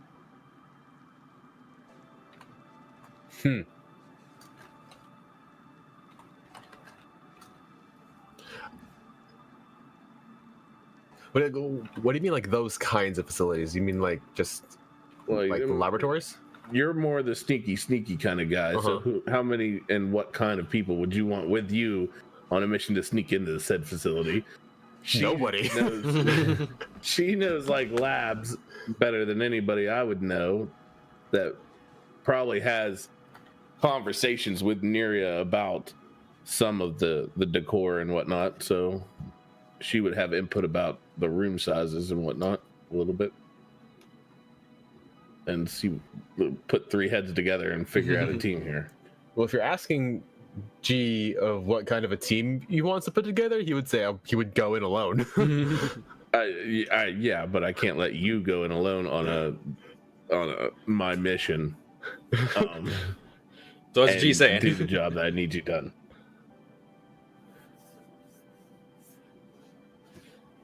I don't know, he doesn't really have any other recommendations other than, like, if we're going to be going into this, I'm going to need some people on standby for, what do you call that? Evac? Yeah, like, well, medical on standby in case anyone's infected or whatnot. We definitely need a medic, that's for sure. Mm-hmm. We'll need a medic to go in and medics to, as part of the evacuation process. If you're thinking outbreak. I'm not part of the evacuation. I'm there to contain. Okay, so we're going in to kill everything. Well, if there's an outbreak, I'm there to contain the outbreak. I'm also we're the leading front line. Somebody else will come in and clean up the mess. Meaning, if there's anybody that's infected, that'll be on someone else. To get, what do you have access to? Because you said you have people. What kind of people do you have access to? Do you have access to all kinds of? I have my people. Bring them. Bees. A whole bunch of just little clones yeah. of bees. I have really good shots. I have really heavy shots. I have close range shots. I have that kind of shots, and I have one guy that's good with that kind of stuff that you're into. That's it. I like that guy. Yeah, well, he's a little out there. Mr. G like that guy, or are you just saying you like that guy? Well, if that guy is the same kind of guy that Mr. G's into, he's like, yeah, we need more of him. He's very intelligent. I like busting his balls. He's good comic relief. But I look at Katara and I go, well, what do you think? She just looks over and she's just like, I just want to go. I don't care what we do. I need to go down there. Yeah, well, we have the submersible, 1 in, 1 out, and if we overfill it, we're not bringing much with us back. How many can fit? Don't know. Small, medium size, maybe. I wouldn't say we. Well, I mean, we're a good team in ourselves, but we should have at least a little bit of backup. Maybe 2 other people. I don't know. Probably someone who, you know what? Yeah, somebody else could be a heavy hitter. Yeah, we need one. I think we'll need one other frontline tank and another guy just like me. Yeah. And then what? A healer, right? Yeah. A medic, right? Yep, medic. And I'll call that as Yeah, we'll also need a medic on standby. For us, I should say, just so we can make sure we get out, start healing people too. Sarah, So you're pretty competent as a healer. Is she here? Is she? Yeah, is she here? No, just you and Katara. But I was gonna go get her. That's the only healer I got. The only medic I got. So okay, I was wondering in addition to, but yeah, so we're gonna need a healer, and I'll say if it's between one other DPS, we're probably gonna want. I mean, some sort of frontline tank. Yeah, you guys do also We need keep in mind that there is the agent that's going to be driving the submersible, who's there waiting for you guys. Oh yeah, true. He's an agent? Well, As far as you know. he is an agent, Agent but card, right? we don't know if he's an agent class. Okay. You know what? I think it's a small facility, right? As far as you guys know, I think Qatar would probably have the most insights about the facility itself. I'll say make a quick intelligence check to see. I'll say investigation can imply, just to see what you can decipher from your interactions with Nuria about like what sort of insights you could get from about the facility itself. Okay, you said investigation applies. Yeah, I'll say your investigation can apply because just sort of using your mental energy to 19. piece things together. Ooh. Ooh, all right, Ooh. 19. Yeah, you could So good. you could discern quite a few things. Thinking back on some of your email exchanges, you do know that like the quarters are probably going to be pretty tight. It's not it is a large facility by underwater habitat standards, but not large by many other standards. So it'd pretty much be kind of like the tight hulls of a submarine kind of thing. Okay. So yeah, not really. So it's tight. Yeah, very tight, very kind of claustrophobic. So yeah, So she could. that's the sort so of she could environment you're just- going to be dealing with, and not to mention, as a scientist and from your interactions with Nuria, all the hazards of just being a deep, underwater facility. There's pressure, there's the surrounding water and whatnot. You want to watch out for puncturing anything or blowing anything up. So then maybe not too many bullets. Yeah, so she's just like she basically just restates all of that. Mm-hmm. Just to let them know. Mm-hmm. So we'd have to be extremely careful not to cause a bunch of damage, which means I have to not really use this big boy right here. Do you have anyone on I your? don't think we want water damage to come in. Just oh man, the pressure on like as soon as that explodes, change pressure everywhere. The whole base just goes up. Yeah. Explosion. So Explosion. But to do you have anybody under your staff that's good with a knife? I mean,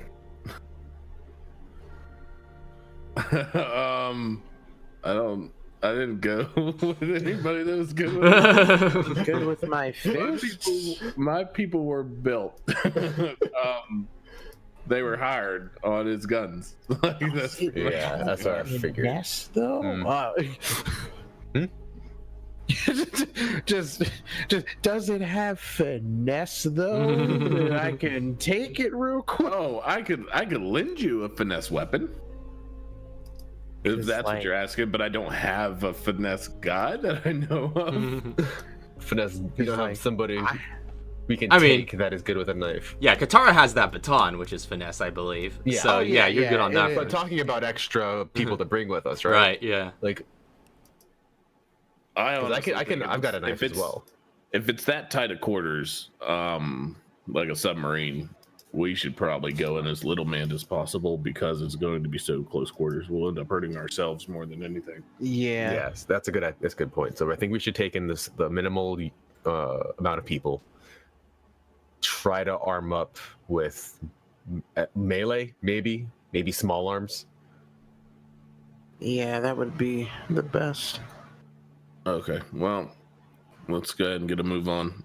We'll stop at the armory. I have one person I need to ask if they're willing to go on the mission. Mm-hmm. Well, one person I have to force to go on a mission. You're going. All right. So you guys head down to the I underground area. No, wait, no, I don't have any money. Never mind. Don't worry, money is of no object. Okay, because I mean, unless you want to spend it on some developments. no, I just want to pick up another knife just so I can have to. Okay. I'm actually going to allow you to keep my karambit. What? If you want? Oh, that's actually sweet. I have a curved knife and a straight blade. Ooh. Because I have not used it in like 2 seasons. 2 story arcs, to be honest. It's literally like I don't want to get rid of it because it's such an iconic piece of my inventory. But it's time I donate to a better source. And But plus I kind of lost my military Yeah. style. You tell. Karambit is You plus tell. one? Well, no, Karambit's +2 now.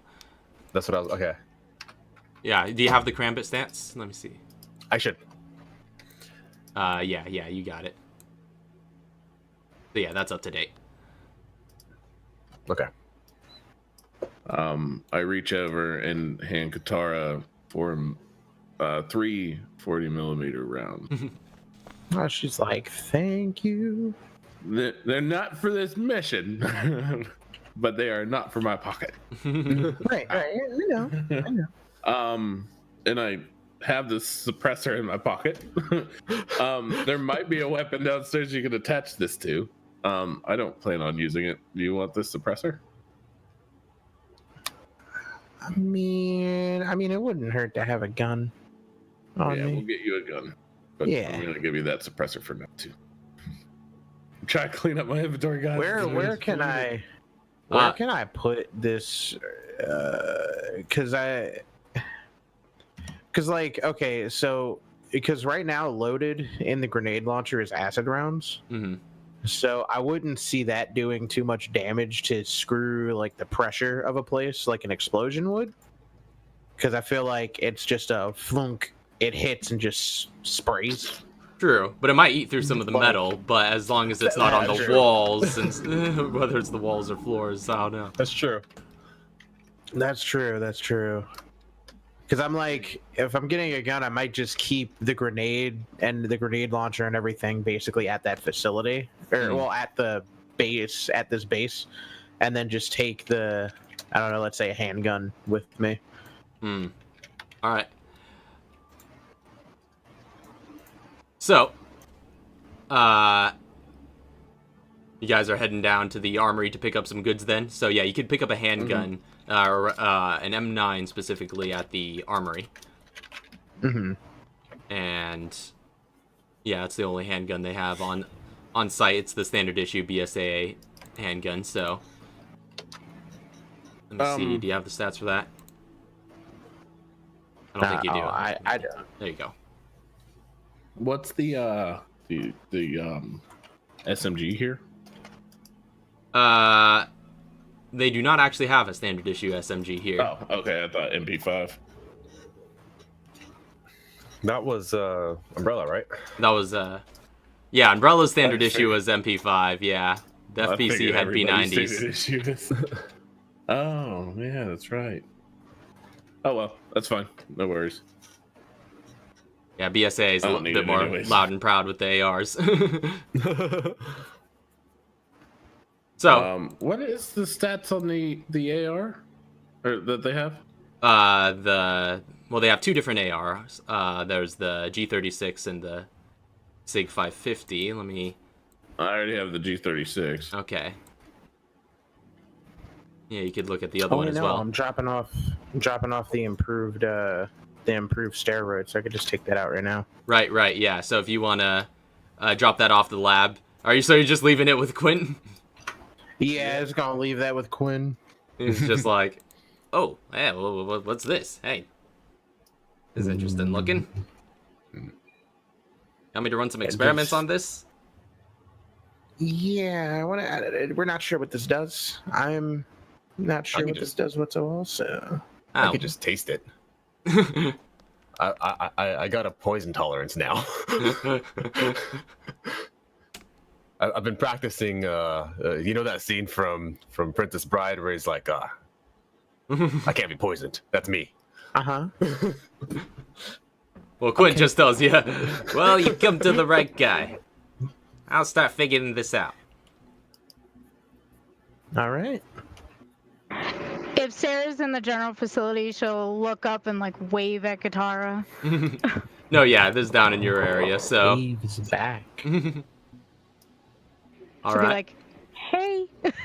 So, if you guys have figured out all your gear and are gathering your party, Sarah, you receive your orders from Chauncey that you're coming along with them, and you guys can make your way to the hangar and take off from the Black Hawks in there.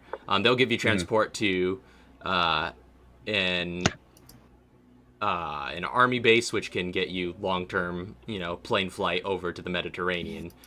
And you touch down at a base, military base there. NATO forces give you a quick helicopter flight to the island where you are to meet your contact. So, that's where we're going to end for tonight. Oh, come on.